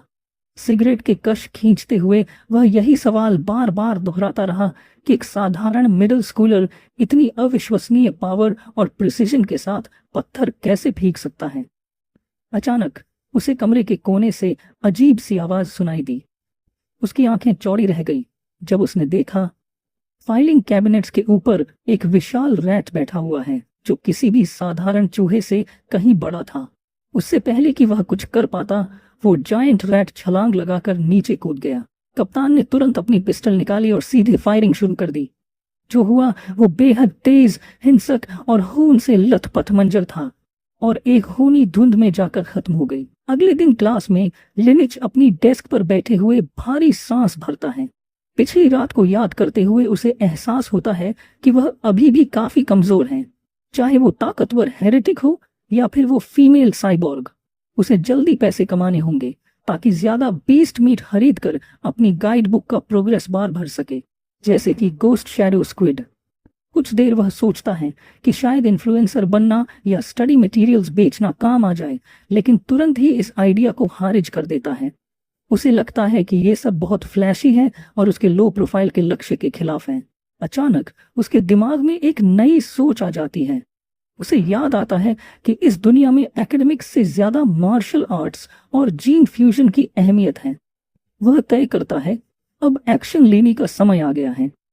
बाद में वह जिम की ओर जाता है, जहां मार्शल आर्ट्स टीम बिल्डिंग सी में प्रैक्टिस कर रही होती है। वह कोच गो को देखता है, जो थर्मोस से पी रहे थे। लिनिच ने उन्हें ग्रीट किया। चौंके हुए कोच गो उससे पूछते हैं कि क्या वह टीम में शामिल होने आया है या बस टीम के बारे में और जानना चाहता है। सीधा जवाब देने के बजाय लिंडसी थोड़ा आगे झुककर धीरे से पूछता है, अगर मैं टीम में ज्वाइन करूं तो क्या मुझे सिटी टूर्नामेंट्स में compete करने का चांस मिलेगा? और क्या प्राइज मनी सच में बड़ी होती है? कोच गो मुस्कुराते हुए कंफर्म करता है कि हाँ, उसे मौका मिलेगा और प्राइज मनी 10,000 तक की हो सकती है। उसका सबसे बड़ा कंसर्न दूर हो गया। लिन जिचिन ने कोच से हाथ मिलाया और ऐलान किया, मैं आज से मार्शल आर्ट्स टीम ज्वाइन कर रहा हूं। कोच गो ने खुशी से उसका स्वागत किया। कोच ने पूरी टीम को इकट्ठा किया और नए सदस्य का ऐलान किया। उन्होंने लिन शिन को इंट्रोड्यूस किया, सबको याद दिलाते हुए कि वही स्पोर्ट्स मीट का चैंपियन रह चुका है।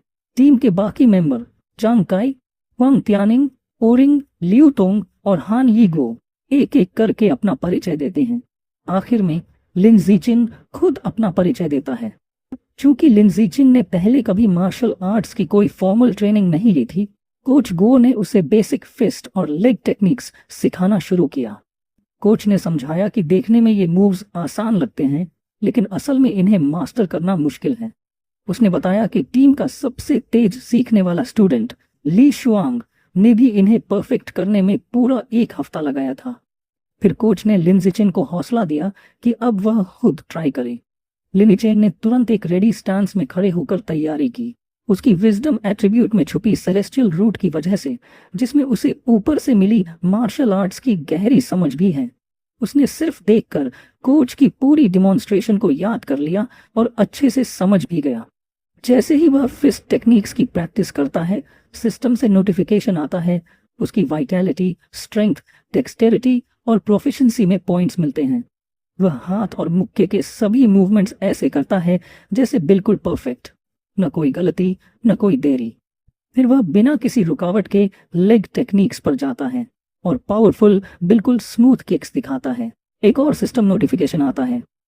इस बार उसके लेग मसल्स, डेक्सटेरिटी और प्रोफिशिएंसी के पॉइंट्स बढ़ते हैं। कोच और पूरी टीम हैरान रह जाती है। सब बिल्कुल चुपचाप उसकी प्रैक्टिस को घूर रहे हैं। कोच की आंखें फटी की फटी रह जाती हैं और वह थर्मोस गिराते गिराते बचता है, मानो उसे अपनी आंखों पर यकीन नहीं। उसके दिमाग में एक ही बात घूम रही है, कोई इतनी कॉम्प्लेक्स फॉर्म्स सिर्फ एक बार देखकर इतनी परफेक्ट कैसे कर सकता है। ये परफॉर्मेंस देखकर कोच के मन में सिर्फ एक ही ख्याल आता है, ये लड़का तो बोर्न मार्शल आर्ट्स प्रोडिजी है, करोड़ों में एक। शाम के समय शंघाई में लिन जीचिन की मां चैंग वोंगशिन उसे खाने के लिए आवाज लगाती है। वह एक्साइटेड होकर चम्मच हाथ में लेकर भागता है और पूछता है, आज मम्मी क्या बनाया? माँ गर्व से वो बड़ी थाली दिखाती है जिसमें गोस्ट शैडो स्क्विड है, वही जिसकी उसे चाह थी। खाना इतना खुशबूदार लगता है कि वह माँ से बोल पड़ता है, माँ इसकी खुशबू तो कमाल की है। माँ कहती है, गर्मा गर्म है, जल्दी खा लो। वह एक निवाला लेता है और प्यार से बोला, माँ आपका खाना दुनिया में सबसे बेस्ट है। माँ खुश होकर बोलती हैं, अच्छे से खाओ, मैंने तुम्हारे लिए पूरे 3 जिन खरीदे हैं। जैसे ही वह खाना खाता है, सिस्टम में नोटिफिकेशन आता है, गोस्ट शैडो स्क्विड को खाने से उसने उसकी लाइफ एसेंस का एक अंश अब्सॉर्ब कर लिया और उसकी गाइड बुक की प्रोग्रेस 3.01% तक पहुंच गई है। उसे फ्रस्ट्रेशन के साथ एहसास होता है कि मीट खाकर भी वो कमाल का फायदा मिलता है। अगर उसे पहले पता होता तो वह पहली बैच को टच करके खराब नहीं करता। खाना खाते खाते उनकी नज़र एक न्यूज़ रिपोर्ट पर पड़ती है। रिपोर्ट में 14 साल की जीनियस लड़की का जिक्र है जो हिस्ट्री की सबसे यंगेस्ट साइबोर्ग है। एनर्जी कोर के साथ फ्यूज होने के बाद उसकी एनर्जी सिस्टम ने उसे सुपर ह्यूमन एबिलिटीज दी है। एक हाथ से 5000 किलो का एसयूवी उठा लेना, 100 मीटर की दौड़ 3 सेकंड में पूरी करना और 8 मीटर ऊंचा कूदना उसकी ताकत का उदाहरण है। यह देखकर लिनीचन सोचता है कि उसकी दुनिया के डिबेट में कौन सा रास्ता ज्यादा ताकतवर है, क्योटो प्रोडिजी की जीन फ्यूजन या इस लड़की की साइबरनेटिक्स। उसके ख्याल वहीं टूट जाते हैं जब एक और ब्रेकिंग न्यूज आती है। खबर आती है कि सिक्योरिटी कैप्टन एक्स चुन शान, जो उन्होंने मिल चुके थे, अपने ऑफिस में मारा गया है। सर्वेलेंस फुटेज में दिखाया जाता है कि उसे एक जायंट म्यूटेंट रैट ने हमला करके खा लिया। मेडिक्स उसे एम्बुलेंस में पहुंचाते हुए दिखाई देते हैं। लिन सूचिन डर के मारे सन्न रह जाता है। उसे याद आता है वह बड़ा चूहा जो उसने पिछली रात देखा था और सोचता है कि क्या उसका उससे कोई संबंध है। वह कल्पना करता है कि एक विशाल चूहा शहर में तबाही मचा रहा है। कैप्टन की मौत एक काला सच है कि खतरा दिन ब दिन बढ़ रहा है। गंभीर होकर लिनीचान तय करता है कि अब उसे तुरंत अपनी ट्रेनिंग को तेज करना होगा। पुलिस कैप्टन की मौत के बाद लिंसियन ने खुद को एक कड़ी ट्रेनिंग रेजिमेंट में लगा दिया। कड़ी प्रैक्टिस के बाद वह अब 100 मीटर 4.61 सेकंड में दौड़ सकता है। उसकी फिजिकल पावर में जबरदस्त बढ़ोतरी हुई है। उसकी वर्टिकल जंप 22.3 मीटर तक पहुंच गई है और वह एक हाथ से 1200 किलो तक उठा सकता है। अपने पर्सनल ट्रेनिंग के अलावा वह स्कूल की मार्शल आर्ट्स टीम के साथ भी प्रैक्टिस करता रहता है ताकि आने वाले टूर्नामेंट के लिए जल्दी से ताकत बढ़ा सके। अगले दिन सुबह स्कूल में वह जिम जाता है और उसकी क्यूरियस साथी शीनिंग हान भी उसके साथ जाती है। रास्ते में एक गुलाबी बालों वाली लड़की लिन जिचिन को देखकर वार्मली ग्रीट करती है और उसे एक बोतल फ्रेश दूध देती है। वह शालीनता से मना कर देता है, उसे धन्यवाद कहता है और शिनचिंग हान के साथ आगे बढ़ जाता है। लड़की थोड़ी निराश होती है। दूर से उसकी टीममेट हंग टियन किंग ये सब देख रहा होता है। वह गुस्से में मुट्ठी ताकता है, नाराज होता है कि स्पोर्ट्स मीट में जिसने उसे हराया था वह उस लड़की का दिया हुआ गिफ्ट ठुकरा रहा है जिसे वह पसंद करता है। अपने गुस्से को रोक न पाने के कारण वांग टियनकिंग जल्दी से उनके रास्ते को रोकता है। वह लिन ज़िचिन का सामना करता है और उसकी बुरी आदतों और लड़की के जज्बातों को चोट पहुंचाने पर डांटता है। जब लिन ज़िचिन कामली बताता है कि उसे मिल्क से एलर्जी है, तो हुआंग टियनकिंग इसे मानने से इनकार कर देता है और उसे लायर कहता है। गुस्से से भरकर हुआंग टियनकिंग लिन ज़िचिन की तरफ इशारा करता है और उसे स्पार के लिए चैलेंज करता है। उसने शर्त रखी, अगर वह हारता है तो वह वापस कभी लिंडिचन को परेशान नहीं करेगा, लेकिन अगर लिंडिचन हारता है तो उसे पूरी बोतल मिल्क पीनी होगी। जैसे ही यह चैलेंज दिया जाता है, एक नई सिस्टम नोटिफिकेशन आती है। एक नया अचीवमेंट मिशन शुरू हो गया है। 1000 अलग अलग ओपोनेंट्स को फॉर्मल कंपटीशन में हराना है, survival of the fittest biological trait के लिए। लिन ज़िशियान के चेहरे पर एक शरारती मुस्कान फैल जाती है। यह मौका है जिसका वह इंतजार कर रहा था। एक धमाकेदार पर्पल ऑरा उसके चारों ओर फैलता है। वह चैलेंज स्वीकार करता है। उसकी आंखों में जीत की चमक होती है और स्पार के लिए हाँ कहता है। इस ड्यूल की खबर पूरे स्कूल में तेजी से फैल जाती है। दो स्टूडेंट्स उत्साहित होकर सोचते हैं कि पॉपुलर जूनियर लिन ज़िचिन और एक सीनियर के बीच होने वाली फाइट जरूर देखेंगे। जैसे ही वे पहुंचते हैं, जिम पहले से ही लोगों से भरा होता है। सभी लोग स्पारिंग एरिया के चारों तरफ एक बड़ी सर्कल में खड़े। भीड़ साफ तौर पर लिन ज़िचिन के पक्ष में है। उसकी कई फीमेल फैंस उसे जोर जोर से चीयर कर रही हैं। सब कह रही हैं, आज तो ओपोनेंट को सबक सिखा देना। उनमें से वही गुलाबी बालों वाली लड़की भी है जो अपना फोन रिकॉर्डिंग के लिए तैयार करती है। जीन का नाक सिकोड़ता है क्योंकि उसे गुस्सा आ रहा है कि सब मान रहे हैं कि वह हार जाएगा। वो मन ही मन मानता है कि पिछले 1 महीने में लिंड्स का टैलेंट वाकई हैरान कर देने वाला हो गया है। जीन का इस लड़ाई को खुद को साबित करने और राइजिंग जीनियस को उसकी जगह दिखाने का आखिरी मौका मानता है। दूसरी तरफ उसके ओपोनेंट की सीरियसनेस के मुकाबले लिन ज़िचिन बिल्कुल शांत और आराम से दिखता है। वह कैजुअली कहता है, मुझे घर जाकर डिनर करना है, क्या हम फाइट जल्दी खत्म कर सकते हैं? जीन काई इसे इंसल्ट समझता है, मुस्कुरा देता है और कहता है, ठीक है, तुम्हारी आखिरी इच्छा मान लेते हैं। कोच गो उनके बीच आकर रेफरी बनता है। वह हाथ ऊपर उठाता है ताकि मैच शुरू कर सके और दोनों को रूल्स याद दिलाता है। लेकिन फाइट शुरू होने से पहले ही जॉन काई चिल्लाकर सबको रुकने के लिए कहता है। एक तिरस्कार भरी मुस्कान के साथ वह लिंडिचिन को हैंडीकैप ऑफर करता है। वह साफ कहता है कि उसने करीब 2 साल तक मार्शल आर्ट्स की ट्रेनिंग की है, जबकि लिंचिन अभी सिर्फ 1 महीने का नया खिलाड़ी है। फेयर खेलने के लिए वह ऐलान करता है कि लिंडिचिन को फाइट की पहली 3 मूव्स फ्री में करने देगा। लिंडसाशन सीधा हाँ कर देता है। जैसे ही वह अग्री करता है, लिंडिचान बिजली की तरह हरकत में आ जाता है। पलक झपकते ही वह जोर से आगे बढ़ता है, जोंकाई को पूरी तरह चौंका देता है। जोंकाई के गार्ड ऊपर करने से पहले ही लिन ज़िचिन एक जबरदस्त पंच मारता है। ये पंच इतनी ताकतवर होती है कि जोंकाई की नाक से खून उड़ जाता है। वह उसी पल बेहोश होकर जिम की फ्लोर पर गिर जाता है। पूरा जिम एक पल के लिए सन्नाटा सा छा जाता है। कोच गो अविश्वास में पलकें झपकाते रह जाते हैं। उनका मुंह खुला का खुला रह जाता है। वह चिल्ला उठते हैं, फाइट तो एक ही पंच में खत्म हो गई। मार्शल आर्ट्स टीम के बाकी सदस्य और भीड़ सभी हैरान हैं, आउटकम को असंभव मानते हैं। क्या सच में ड्यूल 1 सेकंड में खत्म हो गया? फिर अचानक जिम में जीत की खुशी से चिल्लाहट गूंज उठती है। शेन किंग हान ने मुट्ठी हवा में लहराकर काफी जोश से लिन ज़िचिन की जीत पर चीयर किया। बाकी लड़कियां, जिनमें वह गुलाबी बालों वाली भी थी, जोर जोर से चिल्लाने लगी कि वो कितना जबरदस्त था।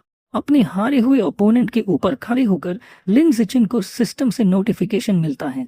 उसे पता चलता है कि एक रिवला को हराकर और ऑपोजिट जेंडर की अफेक्शन जीतकर उसे प्रायोरिटी मेटिंग राइट्स मिल गए हैं। सबसे बड़ा फायदा, उसकी नई मिशन प्रगति अब 1 on 1000 है। वह सोचता है कि नेचुरल सिलेक्शन एट्रीब्यूट अनलॉक करने के लिए अब भी उसे लंबा सफर तय करना है। अपनी प्रगति तेज करने के लिए वह बाकी मार्शल आर्ट्स टीम के डरे हुए मेंबर्स की ओर देखता है। दोस्ताना लेकिन थोड़ा डरावनी मुस्कान के साथ वह सुझाव देता है, लगता है सबको स्पार करना चाहिए। टीम के सारे मेंबर डर के मारे बेजान से लगते हैं। कोई कहता है, आज क्रैम स्कूल है। कोई, माँ खाना वेट कर रही है। बाकी अचानक बीमारियों का बहाना बनाने लगते हैं। पर भागने से पहले ही जॉन काई घुटनों के बल आकर हिम्मत जुटाता है।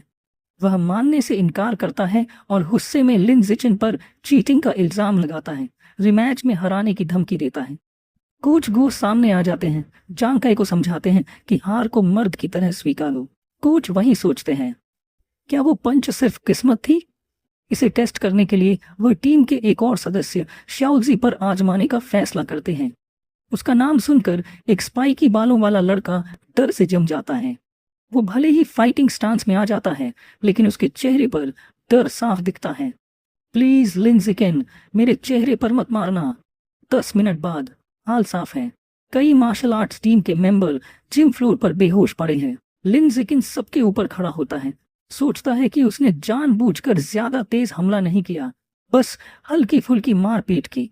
लेकिन जब वह अपने सिस्टम को दोबारा चेक करता है तो उसे निराशा होती है। शुरुआती जीत को छोड़कर बाकी कोई भी स्पार उसकी अचीवमेंट में नहीं जुड़ा। राइवल काउंट अभी भी 1000 पर ही अटका है। उसे समझ आता है कि फ्रेंडली स्पारिंग से काम नहीं चलेगा, उसे असली प्रतियोगिता में राइवल्स को हराना पड़ेगा। इसी बीच कोई उसके कंधे पर हाथ रखता है। कोच गो मुस्कुराते हुए एक्साइटेडली ऐलान करते हैं, लिन जिचिन असली जीनियस है। कोच कहते हैं, सिर्फ 1 महीने में ये न्यूकमर टीम का टॉप खिलाड़ी बन गया है। नई कॉन्फिडेंस के साथ कोच ऐलान करते हैं, लिन जिचिन के साथ हमारी स्कूल इस बार के रीजनल मार्शल आर्ट्स टूर्नामेंट में बाकी सबको हरा देगी। कोच की खुशी के बीच लिन जिचिन के दिमाग में एकदम क्लैरिटी आती है। वह सोचता है, कोच सही है, आने वाला टूर्नामेंट परफेक्ट मौका है एक साथ कई ऑफिशियल ओपोनेंट से लड़ने का। अब वह ठान लेता है कि बस जैसे ही वह उन्हें ऑफिशियल कंपटीशन में हराएगा, हर जीत उसकी प्रोग्रेस में शामिल हो जाएगी। तभी हारे हुए जैंग काई की आवाज आती है। होश में आकर जैंग काई उठता है, लिन जिचिन की तरफ इशारा करता है और बहुत ही अजीब और ओवर ड्रामेटिक तरीके से अपनी हार स्वीकार करता है। उसकी अजीब बातें सुनकर शेनिंग हान, कोच गो और खुद लिन जिचिन सब दंग और परेशान रह जाते हैं। ड्यूल खत्म होते ही बाकी दर्शक और कोच जल्दी जल्दी भाग जाते हैं और जोंग काई अकेला खड़ा रह जाता है, शिकायत करता हुआ कि उन्होंने उसकी स्पीच पूरी नहीं सुनी। इस दुनिया में हर हाई स्कूलर को मार्शल आर्ट्स या एकेडमिक्स में से एक चुनना पड़ता है। दुनिया के खतरों को देखते हुए मार्शल आर्ट्स क्लास को ज्यादा अच्छा माना जाता है। पीछे ना पड़ जाए, इसके लिए शीनिंग हान भी मार्शल आर्ट्स क्लास ज्वाइन करने का फैसला करती है और लिन जिचिन के साथ कड़ा ट्रेनिंग शुरू कर देती है। उनकी डेली प्रैक्टिस काफी इंटेंस हो जाती है। 30,000 मीटर की दौड़, उसके बाद 1 घंटे की hand to hand combat practice, फिर ताकत बनाने के लिए सिटअप्स और पुशअप्स। हर सेशन के आखिर में लिन जिचिन शेनशिंगहन को मसल टेंशन दूर करने के लिए मसाज देता है। बेशक लिंडकिन अपनी खुद की ट्रेनिंग में भी कोई कमी नहीं छोड़ता। वह खुद को हर दिन लिमिट तक पुश करता है। उसका मकसद टूर्नामेंट जीतना और जल्दी से नेचुरल सिलेक्शन एट्रीब्यूट को अनलॉक करना है। 1 महीने बाद उनकी सारी मेहनत की असली परीक्षा आने वाली है। रीजनल मार्शल आर्ट्स टूर्नामेंट का दिन आ गया है और डिटर्मिन्ड लिन जिचिन मुकाबले के लिए बिल्कुल तैयार है। टूर्नामेंट एक बहुत बड़े सिटी जिम्नेजियम में हो रहा था, जहां एक विशाल भीड़ बीच के फाइटिंग रिंग के चारों ओर जमा थी। वेटिंग एरिया में माहौल तनावपूर्ण था। कोच गू घबराहट में रोस्टर देख रहा था और शिकायत कर रहा था कि उनकी स्कूल शंघाई हाई का मुकाबला सबसे ताकतवर टीम शंघाई नंबर 1 हाई से पड़ गया है। टीम का एक और मेंबर घबराहट बढ़ाते हुए बोला कि उनके विपक्षी टीम में एक ऐसा फाइटर है जो 100 मीटर रेस 9 सेकंड से भी कम समय में दौड़ सकता है। ये सुनकर सबको लगा कि वो कमजोर पड़ जाएंगे। टीम की हिम्मत टूटती देख लिंसियन ने शांति से हाथ उठाया और कहा कि वो सबसे पहले लड़ेगा। कोच गू अभी भी चिंतित था, लेकिन फिर भी मान गया कि उसका सबसे भरोसेमंद खिलाड़ी मैदान में उतरे। जैसे ही लिन जिचिन अरीना में पहुंचा, शेनिंग हान किनारे से उसका उत्साह बढ़ाने लगी और कोच गू मेगाफोन से हौसला देता रहा। लिंसियन खुद को लड़ाई के लिए तैयार करने लगा। उसका विरोधी शंघाई नंबर 1 हाई का एक बेहद विशाल और ताकतवर छात्र आगे आया। उसने लिन जिचिन की तारीफ की कि पहले ही साल में उसने टूर्नामेंट तक का सफर किया, लेकिन तुरंत ही उसका लहजा मजाक उड़ाने वाला हो गया। उसने हंसकर कहा कि यह मंच किसी छोटे कद वाले के लिए नहीं है जो अभी तक 1.7 मीटर भी नहीं पहुंचा। अपनी मांसपेशी दिखाते हुए उसने वादा किया कि लिंसियन को असली फर्क दिखाएगा कद और ताकत का। रेफरी ने इशारा किया और मुकाबला शुरू हुआ। बड़ा विरोधी तेजी से आगे बढ़ा और एक जबरदस्त मुक्का मारा, लेकिन सबके हैरान होने पर लिन जिचिन पीछे नहीं हटा। उसने आसानी से उस वार को किनारे किया और झटके में सीधा एक मुक्का विरोधी की छाती पर दे मारा। टक्कर विनाशकारी थी। जोर इतना था कि वह विशाल छात्र पूरे अखाड़े में उड़ता हुआ दूर जा गिरा और बेहोश हो गया। घोषक कुछ पल स्तब्ध रह गया, फिर हकलाते हुए लिन जिकिन की जीत का ऐलान किया। किनारे पर शेनिंग हान खुशी से उछल पड़ी और बोली कि उसका शियाओ चेन कमाल का है। बाकी शंघाई हाई टीम भी जश्न मनाने लगी। कोच को घेरकर चिल्लाई कि लिन जिचिन सच में अद्भुत हैं और विरोधी की ताकत को मरी हुई मांसपेशियां कहकर मजाक बना दिया। इसी बीच दूसरी तरफ शांघाई नंबर 1 हाई का कोच गुस्से से भर उठा।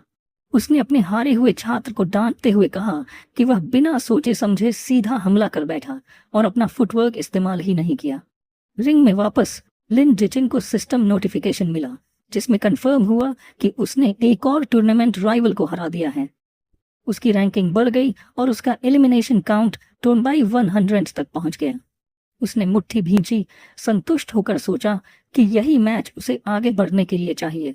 विपक्षी कोच इसे रोकने के इरादे से अपने अगले फाइटर को बुलाता है, एक लड़का जिसका नाम चेन फोंग था, और उसे सख्त आदेश देता है कि वह पहले साल के छात्र को जितनी जल्दी हो सके कुचल दे।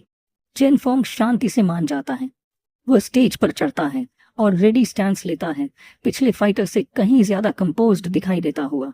अनाउंसर इशारा करता है कि दूसरा ड्यूअल शुरू हो। चेन फोंग तुरंत अपनी बेहतरीन टेक्निक दिखाता है, अविश्वसनीय स्पीड से मूव करता हुआ और लगातार हमले करता हुआ।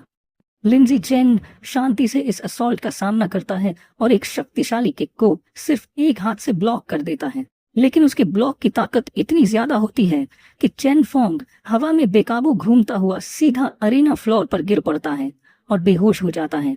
मेडिक्स तुरंत स्ट्रेचर लेकर आते हैं और चेन फोंग को ले जाते हैं, कहते हुए कि उसे सिर का स्कैन चाहिए।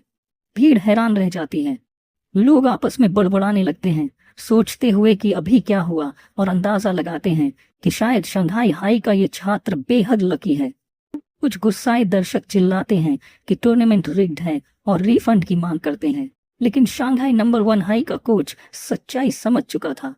सिर पकड़कर निराशा में बैठा उसे धीरे धीरे एहसास होने लगा कि ये लक नहीं है। शांघाई हाई का ये फर्स्ट ईयर सच में कमाल का खिलाड़ी है। वापस वेटिंग एरिया में कोच ने नई स्ट्रेटजी बनाई।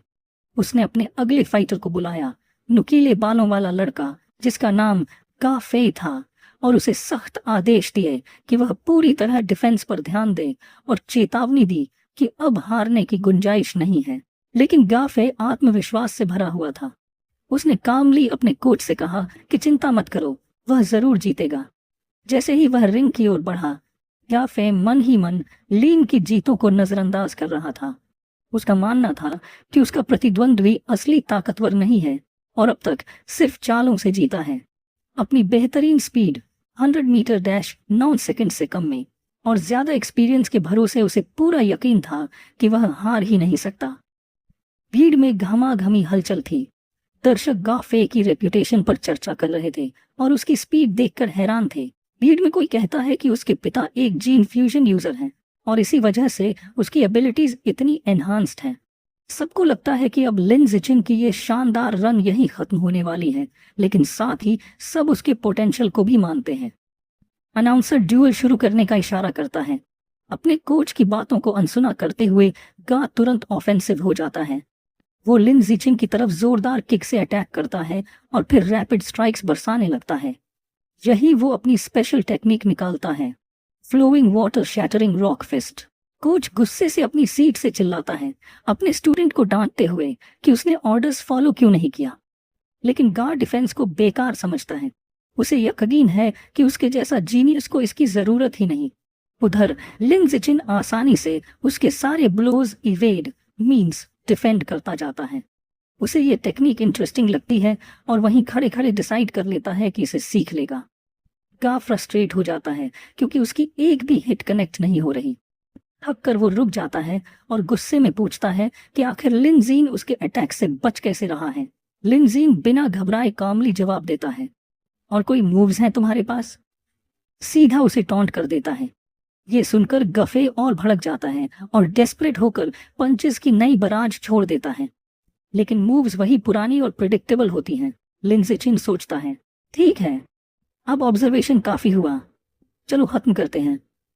वो आखिरी पंच को एफर्टलेसली डॉज करता है और सीधा एक पावरफुल किक काफे के मिड सेक्शन पर मारता है। मैच वही इंस्टेंट खत्म। अरीना में क्राउड एकदम स्टन्ड साइलेंस में जम जाता है। फिर ये खामोशी टूटती है शंघाई हाई सपोर्टर्स की थंडरस चीयर्स से। कोच गो और शेनिंग हान खुशी से झूम उठते हैं, चिल्लाते हैं कि उनका शाओ चेन तो एक बीस्ट है। सब सेलिब्रेट करते हैं उसकी लगातार तीसरी जीत। टूर्नामेंट के बाकी राउंड्स भी उसी तरह आसान निकलते हैं। अगले ओपोनेंट्स तो और भी कमजोर साबित होते हैं। लिंजी चिन हर एक को एफर्टलेसली हरा देता है और अकेले ही पूरे अपोजिंग टीम के 5 फाइटर्स को बाहर कर देता है। अगले 2 दिनों तक भी कहानी वही रहती है। वो डोमिनेटिंग परफॉर्मेंस जारी रखता है और 2 और स्कूल्स को अकेले हराकर बाहर कर देता है। उसकी अनबिलीवेबल परफॉर्मेंस की बदौलत शंघाई हाई चैंपियनशिप जीत लेता है। टीम मेडल्स और ट्रॉफी के साथ प्राउडली पोज करती है। लेकिन जब लिन जिचिन अपना सिस्टम चेक करता है तो देखता है कि उसका राइवल काउंट अभी भी सिर्फ 161,000 है। वो निराश हो जाता है। उसे समझ आता है कि इस स्पीड पर नेचुरल सिलेक्शन एट्रीब्यूट अनलॉक करने में अभी सालों लग जाएंगे। भले ही उसका क्वेस्ट प्रोग्रेस स्लो चल रहा था, लेकिन इसमें भी एक सिल्वर लाइनिंग थी। उसे उम्मीद नहीं थी कि कोच गो इतना जेनरस होगा, लेकिन उसे टूर्नामेंट का ज्यादातर प्राइज मनी मिल गया, पूरे 20,000 यूएन। एकेडमिक कंपटीशन से मिले प्राइज मनी को जोड़कर अब उसके पास लगभग 30,000 यूएन थे। लेकिन वो पैसे ज्यादा दिन टिके नहीं। उसने तुरंत सुपरमार्केट से गोस्ट शैडो स्क्विड मीट का भारी स्टॉक खरीद लिया। अगले कई हफ्तों तक हर मील में वो यही महंगा मांस खाता रहा। करीब 30 जीन खाने के बाद उसके कोडेक्स अनलॉक प्रोग्रेस का प्रतिशत गोस्ट शैडो स्क्विड के लिए 33% तक पहुंच गया। उसकी लगातार ट्रेनिंग और बीस्ट मीट खाने का असर साफ दिखा। मिडिल स्कूल के दूसरे साल तक उसने ब्रेक थ्रू किया और ऑर्डिनरी टीयर 3 से टीयर 4 में एडवांस कर गया। उसकी फिजिकल एबिलिटीज अब नई ऊंचाइयों तक पहुंच चुकी थी। अब वो एक हाथ से आराम से 1890 केजीज उठा सकता था, सीधा 5.65 मीटर वर्टिकल जंप मार सकता था और 100 मीटर स्प्रिंट सिर्फ 4.49 सेकंड्स में पूरी कर सकता था। समय तेजी से बीत गया और जल्द ही वो और शेनिंग हान शंघाई की मिडिल स्कूल डिवीजन से ग्रेजुएट हो गए। लेकिन जब हाई स्कूल एंट्रेंस एग्जाम के रिजल्ट्स आए तो उनकी राहें अलग होती नजर आईं। शेनिंग हान अपने कमरे में बैठी रो रही थी। उसका दिल टूट चुका था। उसने लिन जिचिन से पूछा, क्यों? इतनी मेहनत के बाद भी हम एक ही हाई स्कूल में नहीं जा सकते। लिन जिचिन ने समझाया कि उसने लिबरल आर्ट्स और मार्शल आर्ट्स दोनों में फर्स्ट रैंक हासिल की है। शेनिंग हान की एकेडमिक स्कोर्स एक्सेलेंट थे, लेकिन उसकी मार्शल आर्ट स्कोर इतना हाई नहीं था कि वो शंघाई हाई की एलीट क्लास में जा सके। वो उसे चुप कराते हुए सांत्वना देता है। शेनिंग हान रोते रोते पूछती है, अब क्या होगा? लिन जिचिन बताता है कि शंघाई हाई का प्रिंसिपल उसके घर आ रहा है, शायद उसे रिक्रूट करने के लिए। फिर वो पूछता है, क्या तुम साथ चलोगी? शेनिंग हान निराश होकर आंसू भरी आंखों से कहती है, इससे मेरा क्या लेना देना? प्रिंसिपल तो सिर्फ तुम्हारे लिए आ रहा है। तभी लिन जिचिन उसका हाथ पकड़कर उसे उठाता है और कमरे से बाहर ले जाता है। वो कहता है, चिंता मत करो, मेरे पास प्लान है। फिर वो अपनी एक कंडीशन बताता है कि अगर उसे शंघाई हाई में रहना है तो शेनिंग हान को उसकी डेस्क मेट बनना होगा। एज प्रॉमिस्ड, शंघाई हाई की प्रिंसिपल लिन जिचिन के घर आती है। वहां वो, उसकी माँ और शेंचिंग हान मिलकर उसके फ्यूचर पर कई घंटों तक चर्चा करते हैं। प्रिंसिपल बार बार ये व्यक्त करती है कि वो चाहती है कि लिन जिचिन उनके स्कूल में ही रहे। जैसे ही मीटिंग समाप्त होती है, प्रिंसिपल उठकर जाने लगती हैं। फाइनल ऑफर के रूप में वो कहती हैं कि अगर लिन जिचिन रुकने को तैयार हो जाए तो वो उसकी कोई भी रिक्वेस्ट मान लेंगी। इस मौके को लेते हुए लिन जिचिन अपनी एक कंडीशन रखता है, शेंचिंग हान को उसके साथ सेम क्लास में जारी रहने दिया जाए। प्रिंसिपल नर्वस खड़ी शेंचिंग हान की ओर देखती है और उसका नाम कंफर्म करती है। बिना हिचकिचाए वो अग्री कर लेती हैं। मुस्कुराकर वो कहती हैं कि दोनों नए स्कूल ईयर के लिए शंघाई हाई साथ रिपोर्ट करें। खुशी से झूमते हुए लिन जिजिन और शेनचिंग हान उनका धन्यवाद करते हैं। हाई स्कूल का फ्यूचर सिक्योर हो जाने के बाद लिन जिजिन अपना final junior high martial arts tournament खेलता है। जैसा उम्मीद थी, उसकी जबरदस्त शक्ति उसकी टीम को एक और चैंपियनशिप दिला देती है। प्राइज मनी से वो आखिरकार ghost shadow squid codex unlock करने का फैसला करता है। बस 20% बाकी था और नई प्राइज मनी प्रोग्रेस बार को पूरी तरह भरने के लिए काफी थी। रिस्क से बचने के लिए वो शंघाई के बाहर एक सिक्योर्ड फॉरेस्ट में जाता है।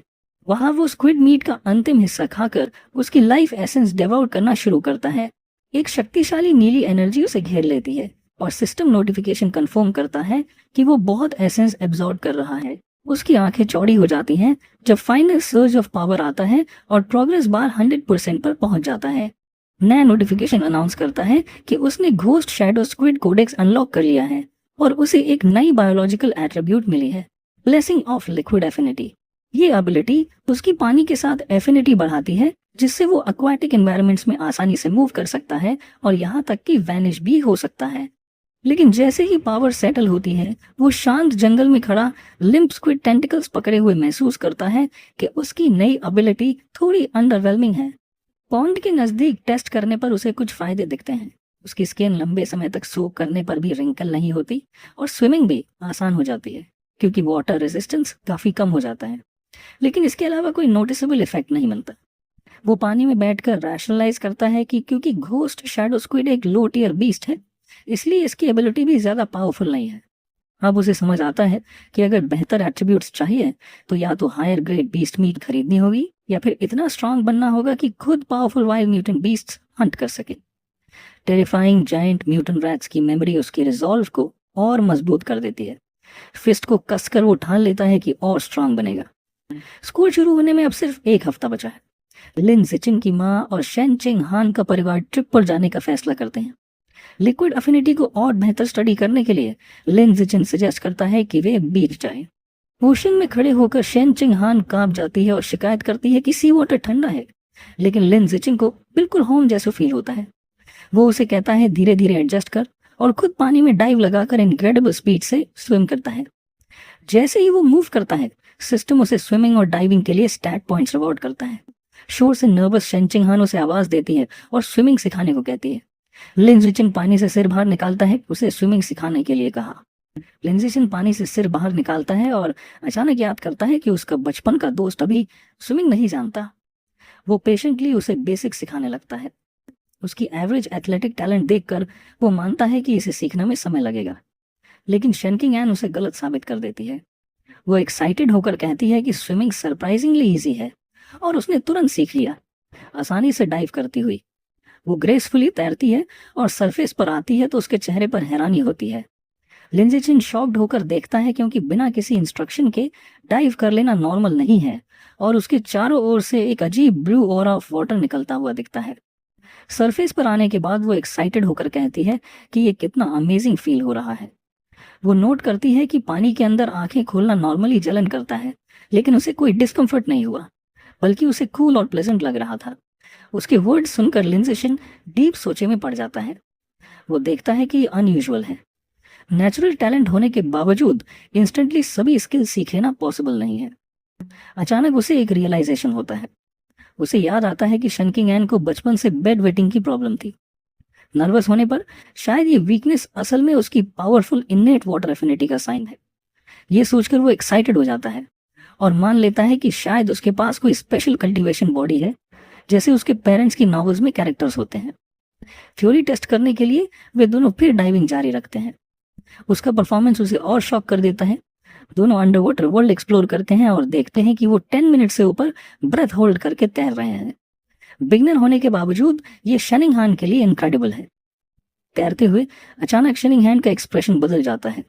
उसके चारों ओर पानी में एक अजीब सोलिंग साउंड गूंजने लगती है। दोनों ऊपर सरफेस की ओर देखते हैं। सरफेस पर आते ही शेनिंग हान चिल्लाती है क्योंकि उसके चारों ओर ग्लोइंग ब्लू वाटर घूमने लगता है। उस रात बीच पर चलते हुए लिंजिडिक पूछता है कि क्या हुआ था। कांपते हुए वो बताती है कि पानी के अंदर उसके कानों के पास अजीब और डरावनी आवाजें गूंज रही थी। वो कहती है कि भाषा समझ नहीं आई, लेकिन फीमेल वॉइस थी जो नॉन स्टॉप गूंजती रही जब तक कि वो सरफेस पर नहीं आई। लिंग चान उसे कंफर्ट करता है और होटल रूम में ले आता है।